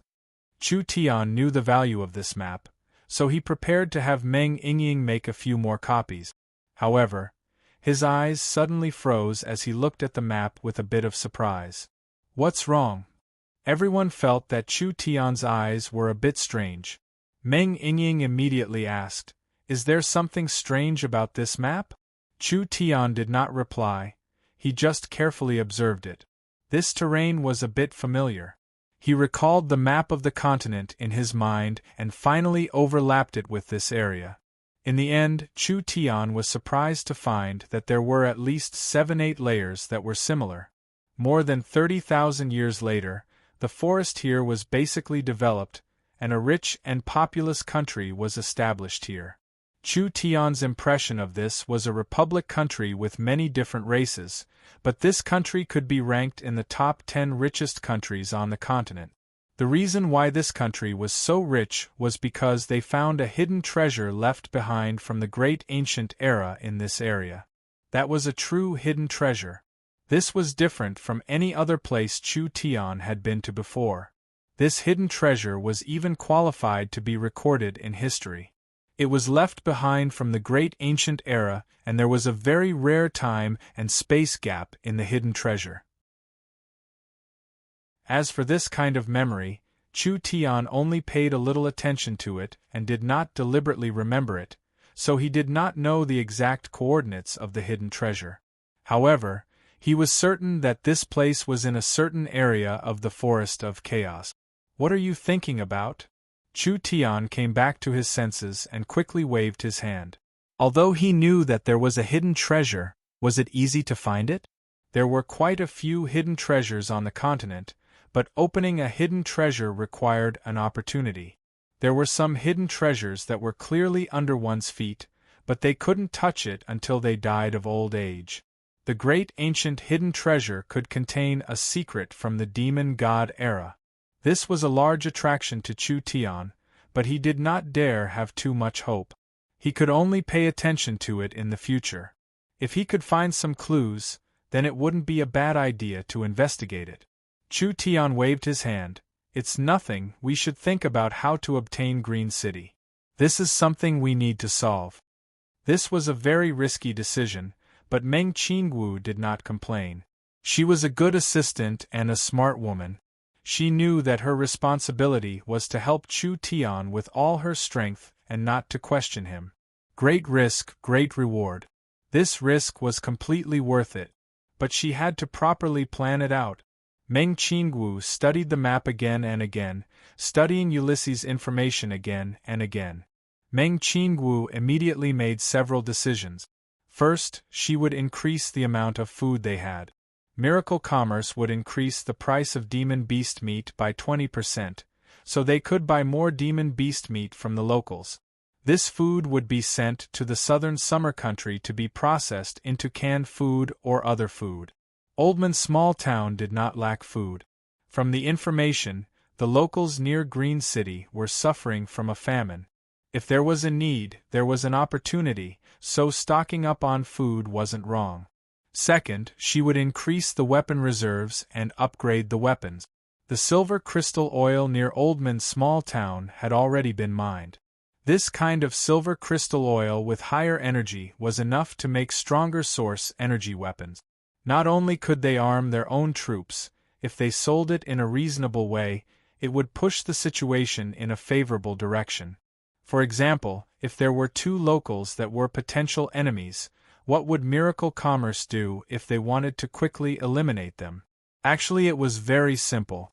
They would first use a method to provoke the two locals to fight, and then they would sell the weaker side weapons and equipment, making their fight more intense. Finally, both sides would become weaker and weaker. Not only would they reduce the number of potential enemies, they would also be able to fill their pockets. Chu Tian had said before that the most profitable business in this world was weapons and energy. Meng Qingwu had always remembered this in her heart. The source energy weapons had always been self-produced, but now that the weapons in stock were becoming higher and higher, they had the ability to sell them. This would become an important diplomatic and defensive trump card for Miracle Commerce. Third, she would make the initial preparations and create a basic communication network. Green City was very chaotic and there were many uncertainties, so the information the elves sent was too one-sided. The Oldman small town's army could not leave, and the southern summer country's reinforcements could not come in a short period of time. The most suitable method now was to first send a small team that would not attract attention. They would first gather information and integrate into the situation before thinking of a way to obtain Green City. Meng Qingwu sent out a communication airship. This was the cheapest and fastest airship, and the southern summer country had already made over 10 of them. Each communication airship could cover over 10,000 miles, and these airships were enough to form a communication network deep into the forest. Meng Qingwu sent out the newest Heaven's Eye airship. These two airships could allow Miracle Commerce to grasp information, which was very useful in this chaotic and closed-off forest. In these few days, Chu Tian did not do anything at all. He only refined large amounts of pills and gave everyone a cultivation plan, as well as leaving large amounts of spiritual knowledge for the flower fairies to study. Just one person was enough for this trip. Although Chu Tian had not reached the true spirit realm, he already had the ability to protect himself. Rather than wasting manpower, it was better to increase everyone's cultivation and prepare for Miracle Commerce's entry into Green City. After a few days, over 100 miles away from Oldman's small town, a Heaven's Net airship was parked in an open space. The entire airship was covered in reflective mirrors, and the surrounding environment was reflected on it. The clean and forward-looking design made it seem like it was filled with technology. Meng Yingying asked, "How long will you be gone for this time?" "It should be around 10 days to half a month." Chu Tian was not sure about this matter. "Do you remember the task I gave you?" Meng Yingying nodded and said, "Relax, I will properly cultivate and help the flower fairies." Chu Tian was traveling alone. Although Meng Yingying was a bit worried, she was not as nervous as before. After all, she had confidence in Chu Tian, and the company had already set up a communication network, so they could contact each other at any time. If there was a need, they could even use the image-transferring mirror to communicate. "There's no time to lose, I'm leaving now." This Heaven's Net airship was what Meng Qingwu wanted, so she could give Chu Tian a ride on the way. After all, the forest environment was too dangerous. If they directly passed through the forest, they wouldn't even be able to reach their destination in 10 days to half a month. Even riding a flying demon beast was not safe. The miracle airship was different. This thing could fly at an altitude of 30,000–40,000 meters. The chances of meeting demon beasts at this altitude were very small, and the airship was very secretive, so there was no need to worry. Chu Tian only brought the storage gourd, a sword and a fox, that was all. This was already enough. This gourd was an innate treasure, a living thing that could absorb spiritual energy to grow. Ever since Chu Tian had obtained this gourd in the central state tower, he had been slowly cultivating it. As the gourd grew, the storage space inside became larger and larger, now reaching 50 cubic meters. It was not common to have such a large storage space on one's body. Chu Tian could store enough materials to open the space warehouse several dozen times. If he really needed something, He could use the space warehouse to get it from the small town. It was fast and convenient. Goodbye. Chu Tian waved his hand to say goodbye to Yingying. The airship slowly started, and it slowly rose into the sky with a gust of wind. When he saw the forest under his feet becoming larger and larger, Chu Tian couldn't help feeling a bit emotional. This thing was something Chu Tian had made on a whim. He never thought it would have this many uses, but with the young miss and the Yun Sek's constant research, this flying tool that Chu Tian had made on a whim was being given more and more uses. This made Chu Tian very satisfied. He had trained the Yun sect, trained the young miss, and trained all these helpers. Now he was gradually getting some returns. Chu Tian was certain that even if he disappeared now, Miracle Commerce could rely on their current technology and the ability to innovate on this foundation. They would still be a company that could change the entire continent. A person's wisdom was limited in the end. But Miracle Commerce's current level was far from enough. Right now they were just an organization that could make money, gather resources, and rope in other powers. They were still far from the level Chu Tian wanted to reach, so the road ahead was still very long. Chapter 8:10. Night in the Minotaur Valley. Several tens of thousands of minotaurs were celebrating, filling the valley with the fragrance of meat and wine. Chu Tian was sitting in the center of the valley with the Fox clan around a bonfire. Dolores was sitting on the side, her silver-white hair flowing down as she held a piece of roasted meat in her hands, eating it in large bites. "You really are something." Dolores was very dissatisfied looking at the Minotaur's happy appearances, as if these bulls being happy was a big bad thing for her. Therefore, she complained to Chu Tian beside her, "It's fine if you say you're sending food, but these stupid bulls can eat anything. They can even digest rotten wolf meat in their stomachs. Even the toughest blade grass is nothing. You just have to send this good food, it's too good for these fellows." After saying this, she fiercely ate a few more bites. The forest natives ate raw meat and their food conditions were far behind. Natives were natives in the end, they couldn't compare to civilized humans. Even in human society, Miracle Commerce's source energy cooking was the best of the best. Even for the elves who pursued a high quality of life, Vivian fell in love with this food the first time she tasted it. The elves also had very high cooking skills. They could combine demon beast meat and herbs to create delicacies. Only the elves' cooking process was as complicated as refining pills. How could they be like Miracle Commerce's source energy arrays? After Meng Yingying invented the canned food, Miracle Commerce had built several factories. These canned food factories required large amounts of source energy chefs to manually operate them, but now that the source energy arrays could be supplied with energy, they didn't need to be manually operated. Although there were no source energy chefs to control the fire and the taste of the source energy foods was not as good, it was only relatively speaking. Chu Tian did not care about the fox girl's complaints. This was because he had just brought Dolores, and they had ruthlessly slaughtered the Minotaurs. Although because of the long-term famine, the Minotaurs had already exchanged the precious herbs and rare materials they had stored, they still had quite a few treasures. Especially the beast cores, demon crystals, leather, and etc. They were all accumulated by the Minotaurs over many years. These things were not worth much here. But as long as they could be sent to the southern summer country, they would be very valuable. The level 3 demon beast leather was enough to make high-quality leather armors, and the beast cores and demon crystals could be used in large amounts in the laboratory. Other than that, there were also herbs, metals, and other materials. He roughly calculated it. The source energy cans were worth around 300 low-grade source stones, which was around 300 million in southern summer gold coins.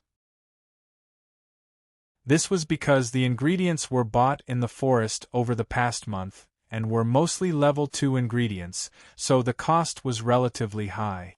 After all, with the Minotaur's strength, level 1 source energy food would not be enough to satisfy them.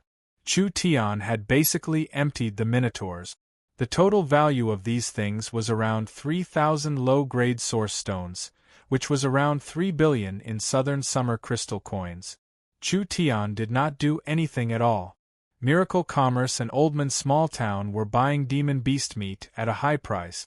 The kingdom's mercenaries, hunters, and locals were naturally grateful to Miracle Commerce.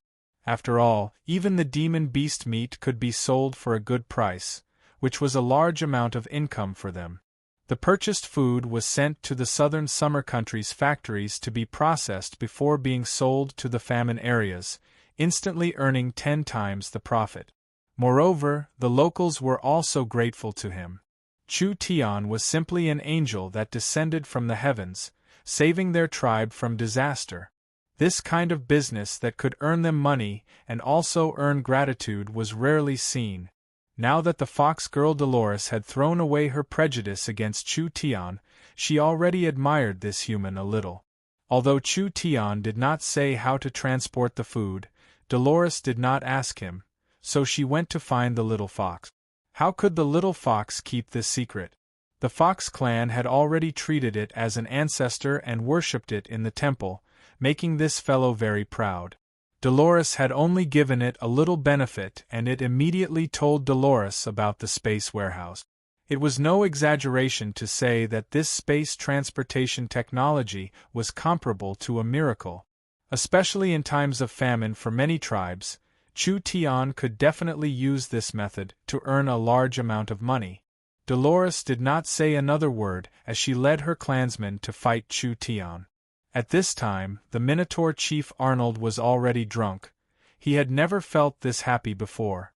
That human merchant had not only given the Minotaurs a pleasant surprise and temporarily alleviated the famine, he had also allowed them to enjoy delicious food that they would never be able to enjoy in their entire lives. The wine was top-quality wine. The meat was top-quality meat. Arnold felt a wave of sorrow. He felt like he had lived these past few decades in vain. He didn't even know what it meant to enjoy life.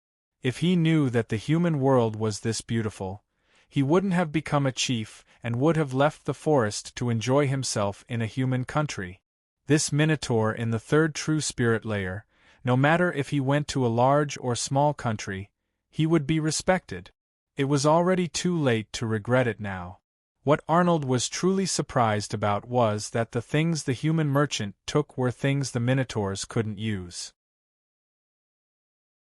For example, demon beast essence bones, blood essence, beast cores, demon crystals, and leather.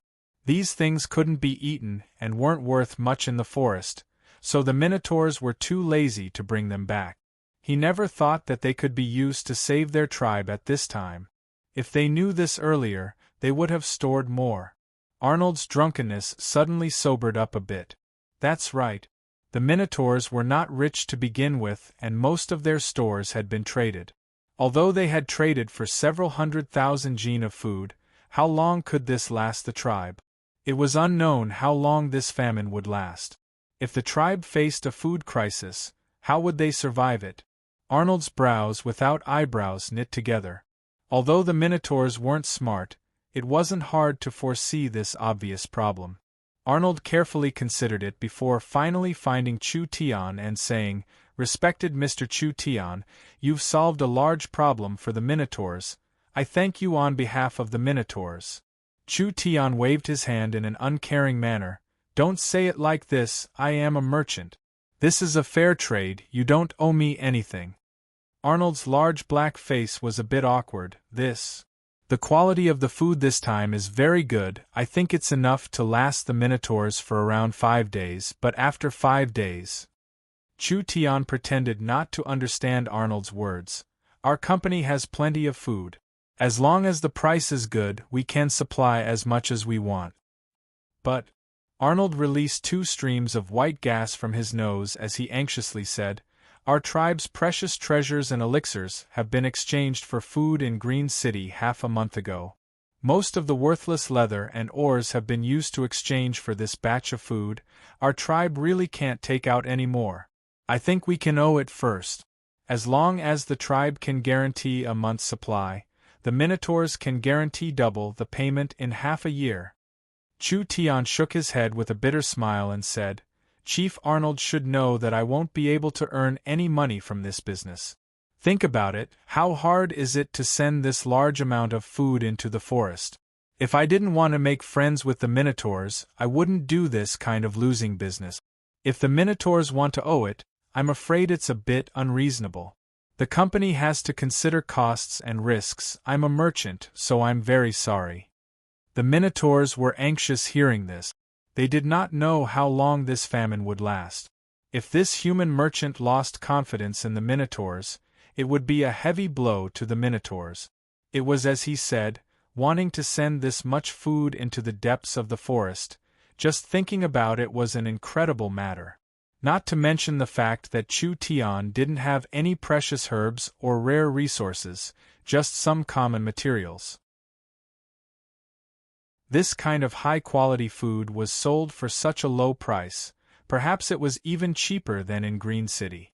It seemed like there was nothing to earn from this. What should he do? Steal it? No. Arnold did not even know the human merchant's background, not to mention the fact that the human caravans that came here to do business were not simple. Chu Tian had warned the Minotaurs that if they did anything out of line, the humans could use the food to support the surrounding tribes and have them attack the Minotaurs. The Minotaurs would not be able to bear the consequences. We can consider any conditions. As long as it can help our clansmen get through this crisis, you can raise any conditions. Really? Arnold sincerely nodded. Chu Tian nodded in satisfaction. Actually, I have a special identity, but I can't tell you right now. However, you should understand that you won't suffer a loss if you follow me. The Minotaurs knit their brows without eyebrows again. What did he mean? Could it be he wanted the Minotaurs to be loyal to him? This was also impossible. He was just a human and the Minotaurs would not bend their knees for food. Chief Arnold, I'll allow the Minotaurs to take a part of the debt. Chu Tian said this and then suddenly squatted down. As for the other part, we can use employment to pay it back. Employment? I'm not a local after all, so it's a hindrance to do things here. If I have the help of the Minotaur's elite soldiers, there will be much less resistance when I start my business. Chu Tian said this and pointed at the large cans of food on the side. Each Minotaur elite soldier will get 2 cans of food a day. What do you think? A single can of food was several dozen pounds, enough for a Minotaur to eat for several days. 1 Minotaur was paid 2 cans of food. This was not low in a time of famine. A single Minotaur was enough to feed the entire family. Only Arnold was still worried.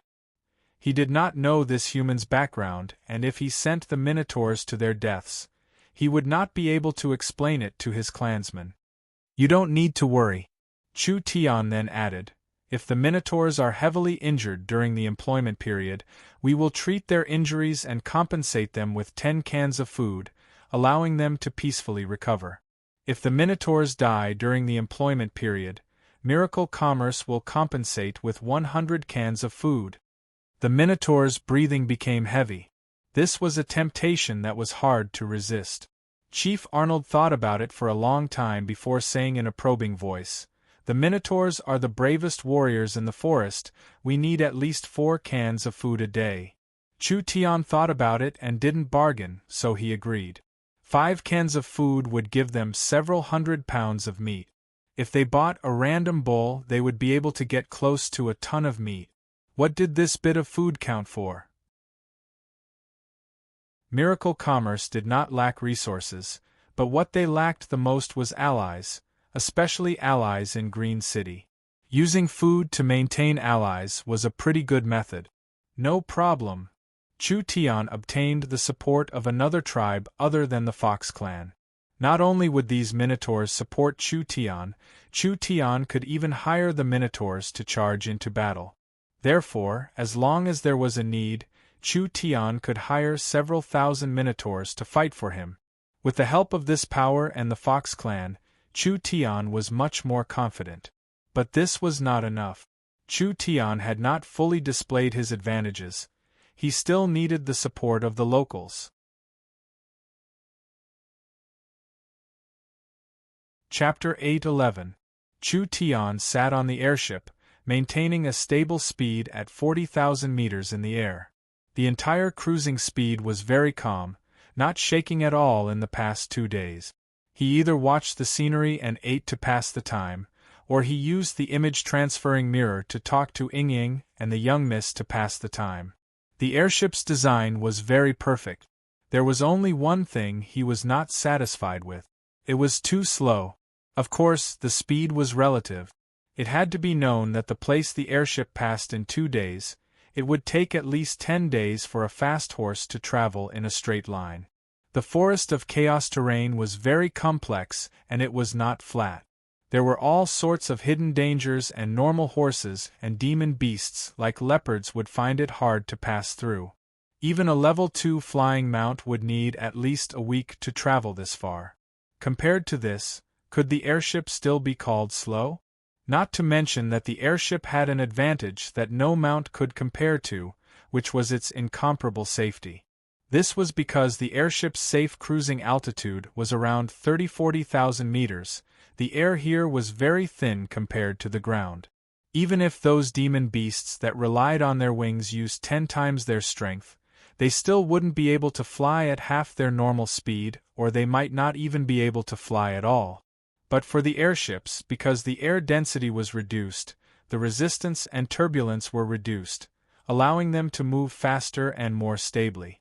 Only giant dragons and flood dragons could rely on Yuan Qi or some other special power to soar at such a high altitude. However, these legendary creatures were few in number across the entire continent. In this tens of thousands of kilometers of air, the chances of encountering one were so minuscule that it was almost negligible. Chairman, we're almost there. This is already the airspace around Green City. Because we don't understand the terrain below, we can't land for safety reasons, so we can only trouble the chairman to land. The Griffin Knights in charge of the airship opened a cabin door for Chu Tian. This was the stable for the Griffins and the cabin door was right in front of him. When he looked through the transparent crystal glass, he could see that the entire sky was blue and white. This was different from the blue sky on the ground. It was because this plane was a round or oval space and time domain.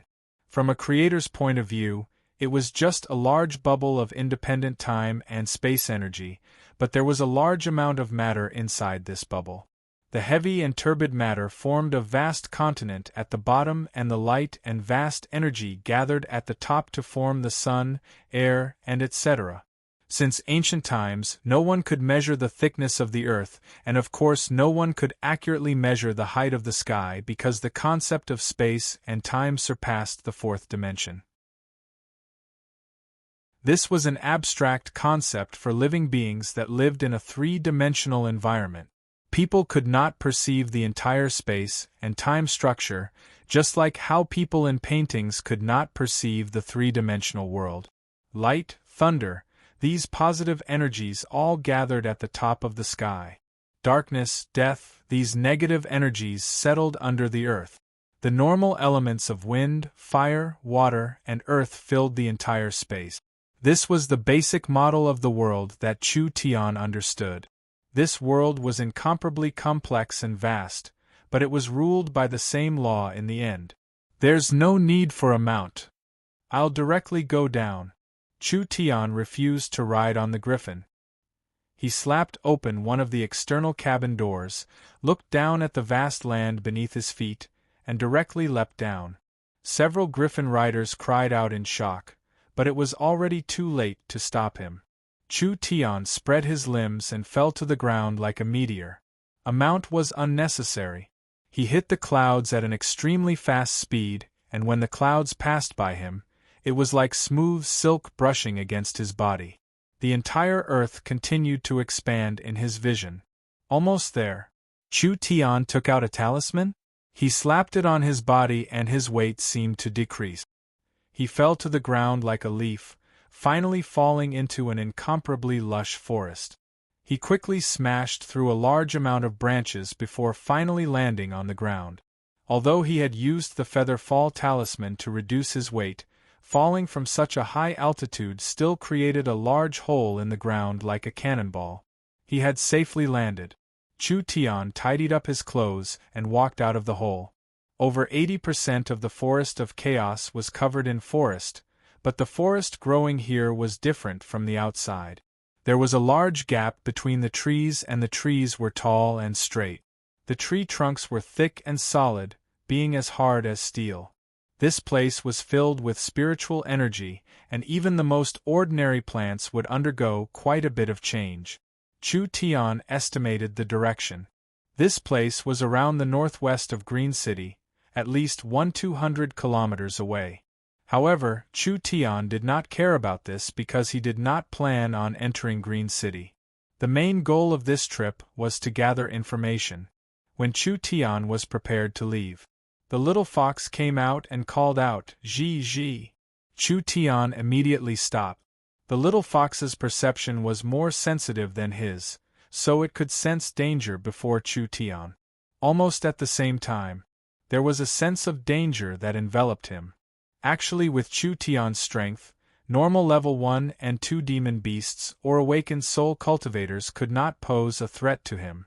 So, anything that could make him feel this sense of danger, it must be a very strong existence. Pulling out his sword, turning around. A sword glow. Pa! Like a whip, the sword chi lashed at the body of the sneak attacker who was rushing over. This violent strength instantly tore apart several trees, but the creature that was sneak attacking him only let out a roar and retreated. It flipped in the air and nimbly escaped. What is this? Chu Tian did not even see the other side's appearance, so it could be imagined how fast this thing was. The little fox waved its tail and made a head-scratching action, looking a bit comical. Chu Tian asked in a doubtful voice, "Monkey?" The little fox nodded. This monkey that could block Chu Tian's sword, perhaps it was not a simple monkey. The little fox took out its eyeball and used it to scan its surroundings. The little fox's eyes lit up and it immediately called out to Chu Tian to run. Too late. Sharp and angry howls rang out from all directions. Chu Tian's brows jumped up. Did he just fall into a monkey's nest? Countless white silhouettes shot out. These monkeys moved at a speed not inferior to the speed of sound. Thus, when the monkeys' cries rang in their ears, several agile and vigorous afterimages disappeared and flashed several times, and they had already directly arrived in front of them. A milky white claw glow flew through the air. Chu Tian quickly used his sword to block in front of him. Those 4-5 claw glows released a strong energy that forced Chu Tian back several steps, but Chu Tian's reaction was very fast. He immediately chased after it with a backhand slash. The Netherworld sword released a sword chi that was even stronger than before. The monkey was sent flying into a tree by the sword chi, and it instantly shattered the tree.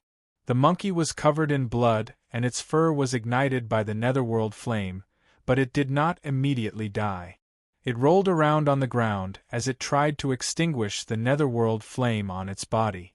Chu Tian's sword chi could easily tear apart iron.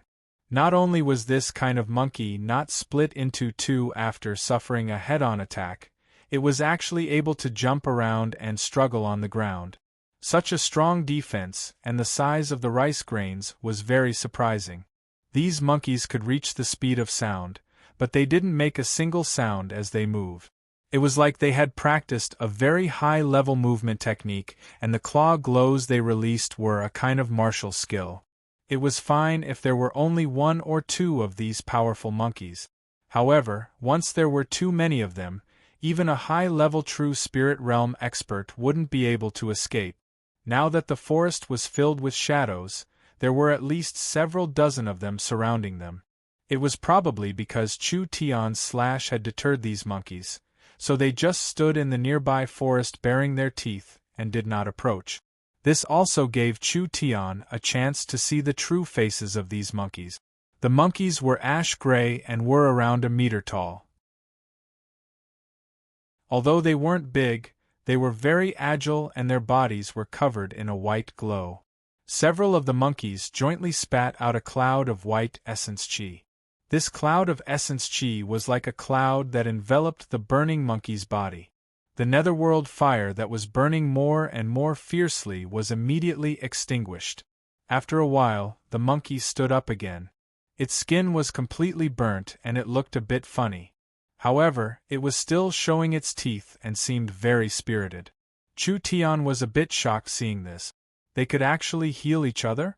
Chu Tian had never seen this kind of demon beast before, but from the strength they displayed, even if these monkeys weren't in the true spirit realm, they were at least in the 8-9th awakened soul layer.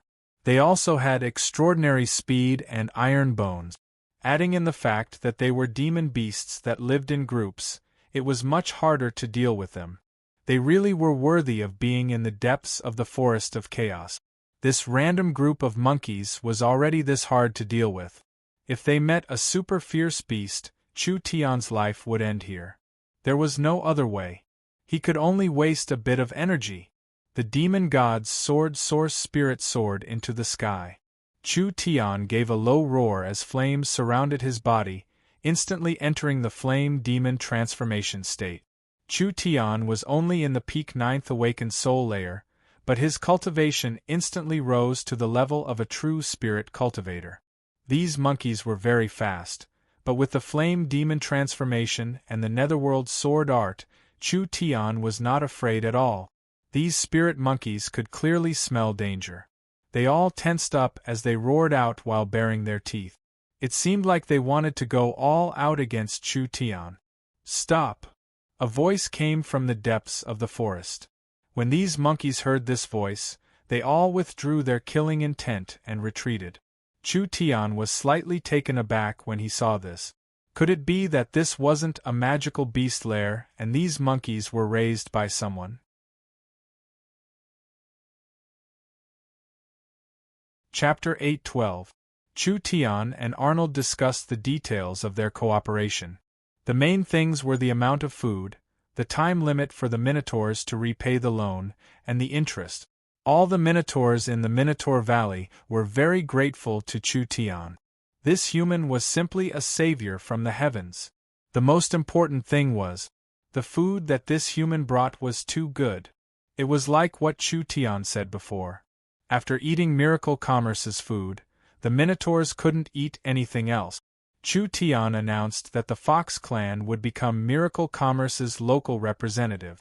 For things like sending food to the Minotaur Valley, they would all be taken care of by the Fox clan. Chu Tian would not easily appear again. The Minotaur's battle strength does not lose to the ogres. You can obtain the support of the Minotaurs. This is indeed beneficial for you in the future. Dolores's bright eyes flashed with praise and a trace of satisfaction at the same time. The Fox people had endured these stupid bulls for a long time, and now that the stupid bulls had to listen to the Fox clan, she felt her heart fill with joy. But the Minotaurs in the Minotaur Valley are only working with you because of the threat of famine. It doesn't mean they are willing to sell their lives for you. As long as the famine situation is alleviated, I think your control over them will quickly decrease. Dolores then said, "Your current actions are a risky investment. Who knows if the Minotaurs will repay the resources?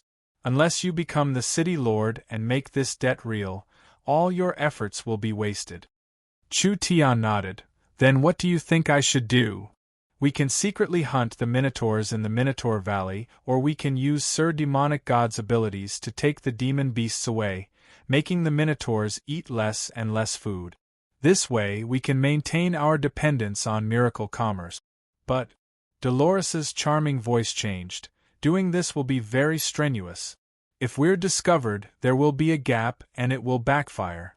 Moreover, with just a single Minotaur tribe, I'm afraid it won't be of much help to you." This beautiful fox girl could already stand in Chu Tian's point of view. Chu Tian was very satisfied with this. The Fox clan had clearly tied their benefits to Miracle Commerce. A single Minotaur tribe is far from enough, so I need the support of more tribes. Chu Tian calmly said, "If I have 10-20 tribes supporting me, wouldn't it be much easier to sit in the city lord's position?" Dolores's eyes flashed with a look of surprise. If you can obtain the support of this many tribes, naturally it won't be a problem. The problem is, how do you do it? This is definitely not an easy matter. It's simple, a good move can be used twice. Chu Tian was now inspired by the Minotaur tribe. Survival was the most important rule for the forest locals. Now that there was a large-scale famine near Green City, several tribes were struggling like the Minotaur Valley. Even if the other tribes were in a better situation, they would still be struggling. Controlling the food in this period would mean controlling the locals. Chu Tian did not recommend risky investment. As long as he obtained the support of the locals, even if it was temporary support, he would be able to sit in the city lord's position. At that time, the locals would have no choice but to submit and the debt would be settled. I'll need your help with this matter. With our current relationship, Sir City Lord's matter is our matter. To be able to help Sir City Lord, of course it is our honor. Dolores smiled beautifully. When her plump body trembled, Chu Tian couldn't help but take another look. However, Dolores didn't care at all. Instead, she threw him a coquettish look and said, "It's just that the scale of our demonic Saint Church is very small. Everyone's life is very happy." That voice seemed like it could drip water. The charm of the Fox clan's great beauty was like 100 barrels of honey being poured into a pond. It was enough to melt the bones of any human man. This was asking for benefits. The Fox clan was naturally greedy, they would not work for free. What are you in a rush for? Since I said I would make you rich, of course I won't go back on my words. Why don't you ask, when have I, Chu Tian, ever mistreated anyone? Chu Tian heroically patted the fox girl's shoulder. You can be assured that I will give 1/10 of all the profits we make in the forest to your demonic saint religion, including the debts of the Minotaur tribes. Once these debts are confirmed, we will all receive a share. 1/10? Stingy. Dolores's misty eyes were filled with a glow of joy. Under Chu Tian's exploitation methods, the local tribes would have to pay back their old debt. Even if they gave 1/10 of the profits to the Fox clan, it would still be a sizable amount. The Fox clan did not put in any effort at all, they were only acting as intermediaries and agents, so these benefits were basically free. Especially the debts, they were not just debts, they were simply usury loans. If the famine became longer and the locals owed more and more money, the Fox clan would be able to lie down and earn large amounts of money. Dolores's attitude towards Chu Tian clearly became better. Sir City Lord, what can I help you with? I need information. I need information on all the locals that Green City can rope in, as well as the hunting areas of the locals. Chu Tian felt goosebumps rise on his skin when he heard the fox girl's bone-melting voice. Also, I want all the priests to help me make a batch of things. The hunting areas were the resources that the locals relied on to survive. The forest locals had a 100% hunting culture, so they did not know how to farm or fish.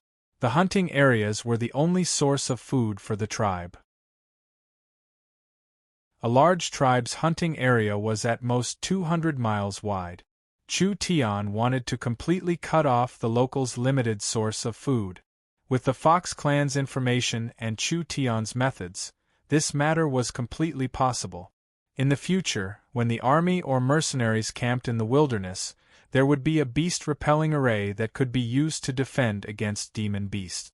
This beast-repelling array was similar to the beast-luring array. The beast-luring array used auras, pheromones, sounds, and smells to lure in demon beasts, while the beast-repelling array was the opposite. It was used to chase away demon beasts. Chu Tian brought Dolores and the several dozen Fox clan priests to help. These Fox clan's battle strength was not high, but they were all genuine true spirit cultivators.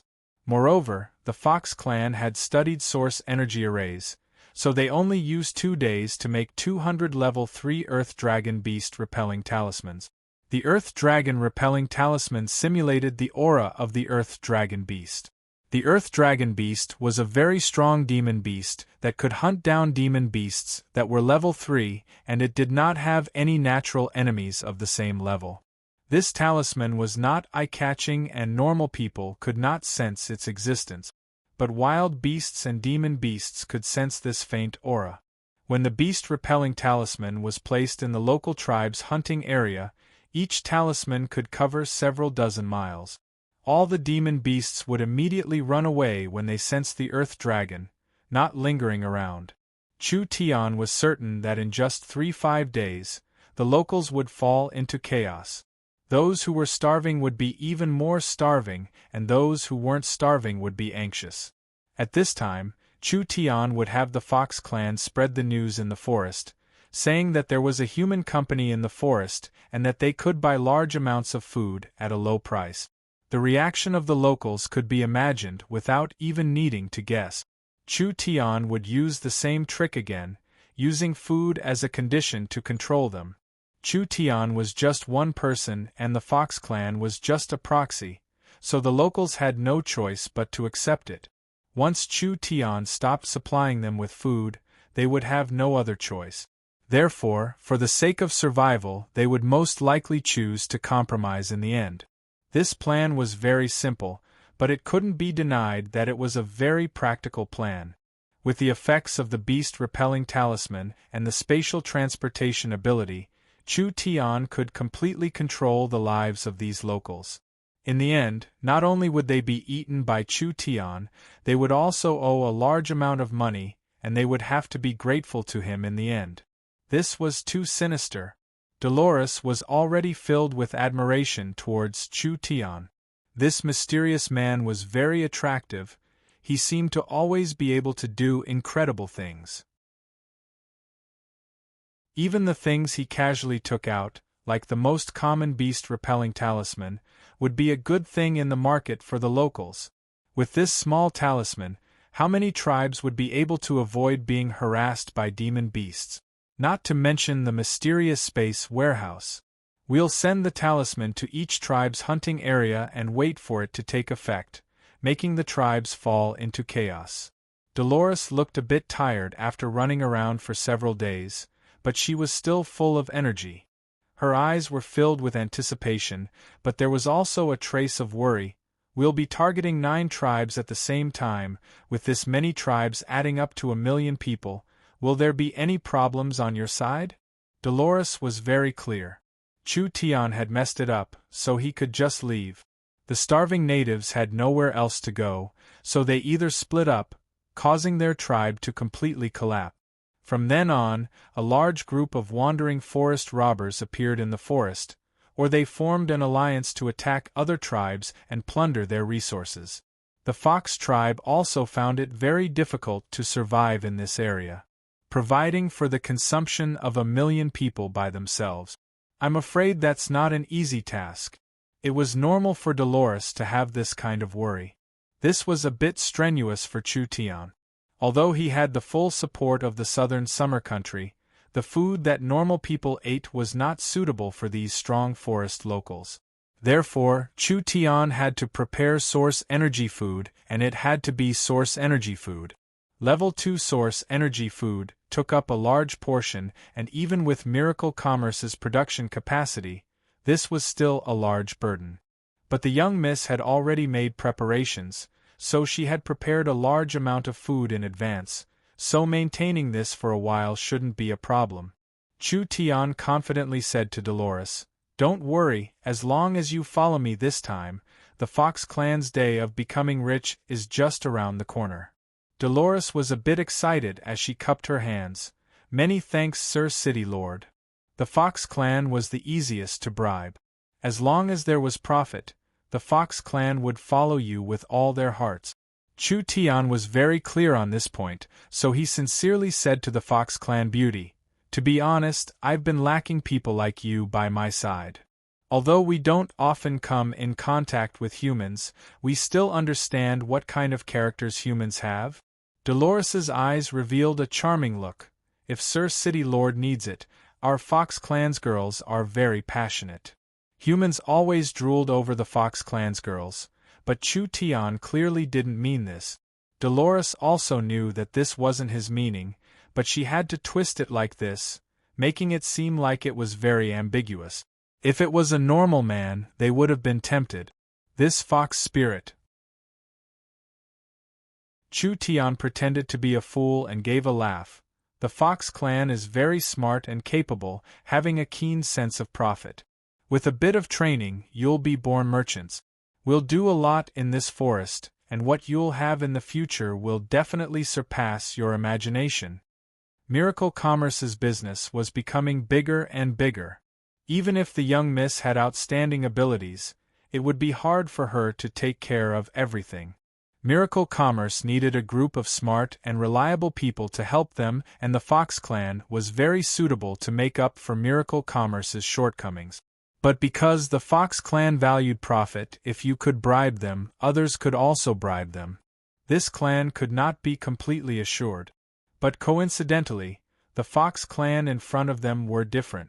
They believed in the demonic god religion, and the little fox had become their highest spiritual leader. Even if the little fox didn't listen, it was still connected to Chu Tian. Without Chu Tian, it wouldn't exist. Unless they abandoned their faith, they wouldn't betray them. Faith was a kind of spiritual restraint, not to mention that their cultivation technique was related to their faith. If they abandoned the demonic god religion, they would lose all their cultivation technique. The Fox clan was smart, they should understand the gains and losses. If Miracle Commerce had this group of smart Fox clan members, whether it was in terms of research or business, it would definitely be a large help. Now that everything had been arranged, let's see how the forest reacts.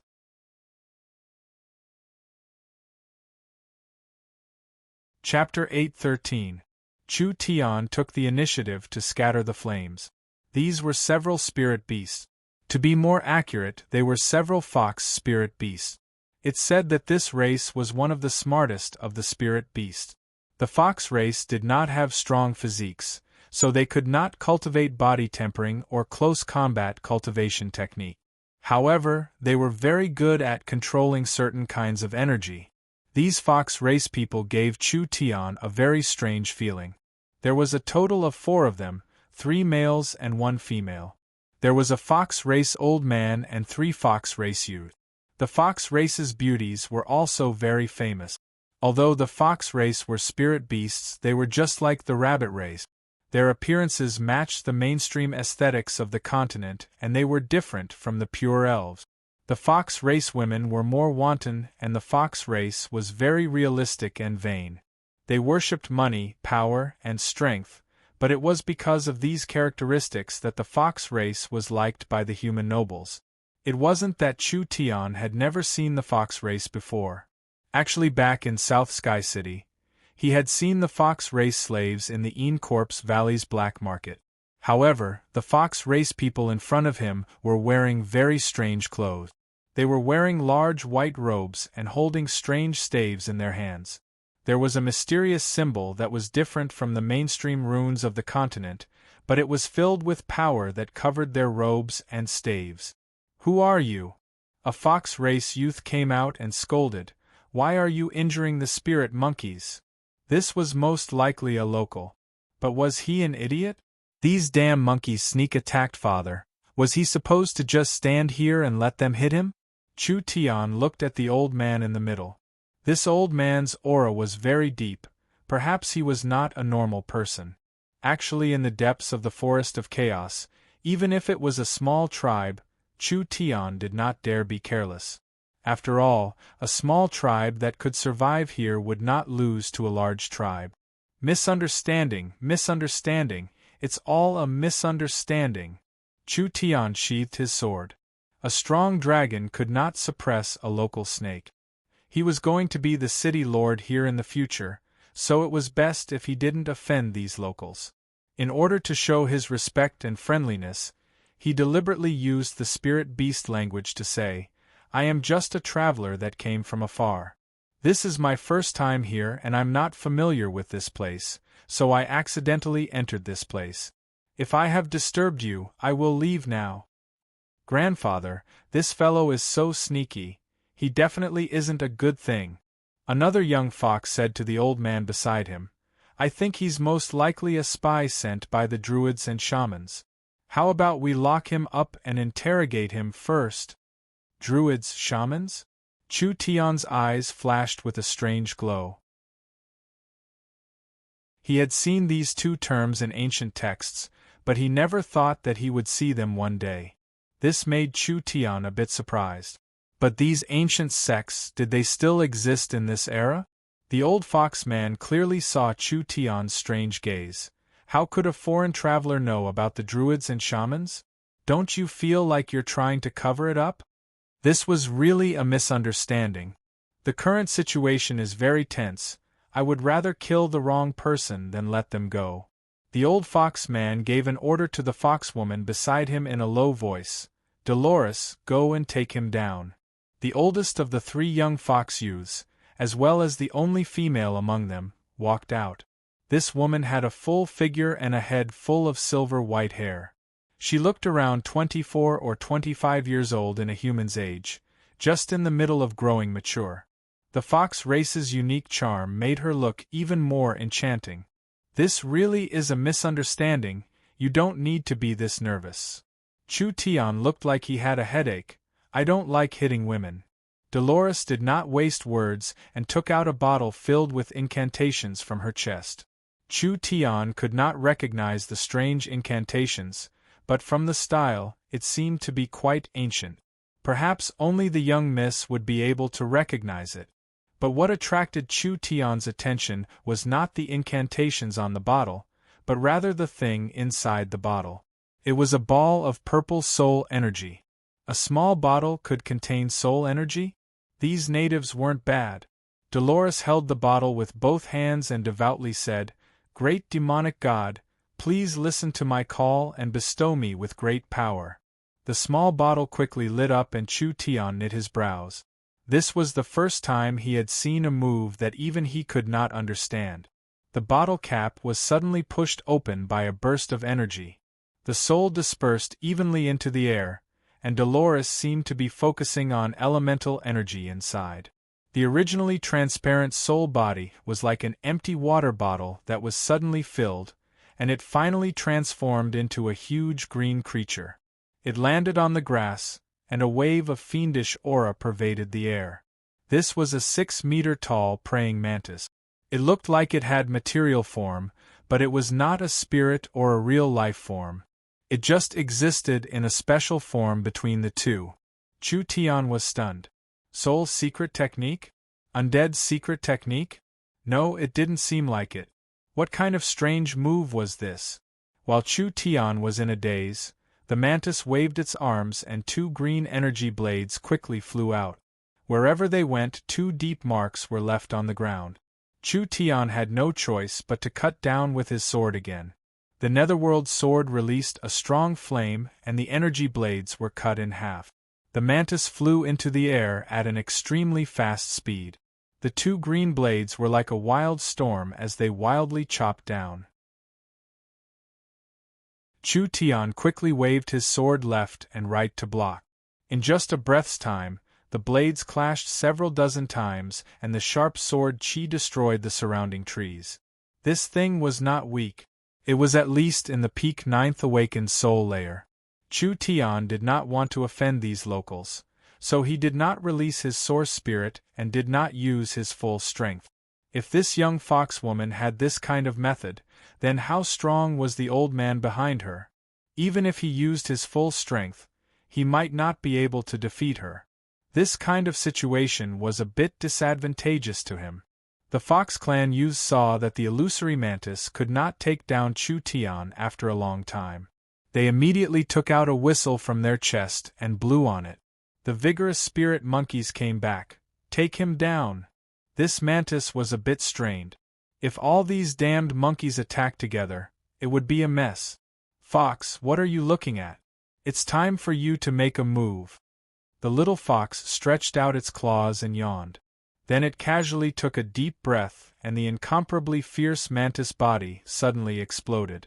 It turned into a cloud of smoke that was swallowed by the little fox. Dolores's expression changed. My illusory mantis.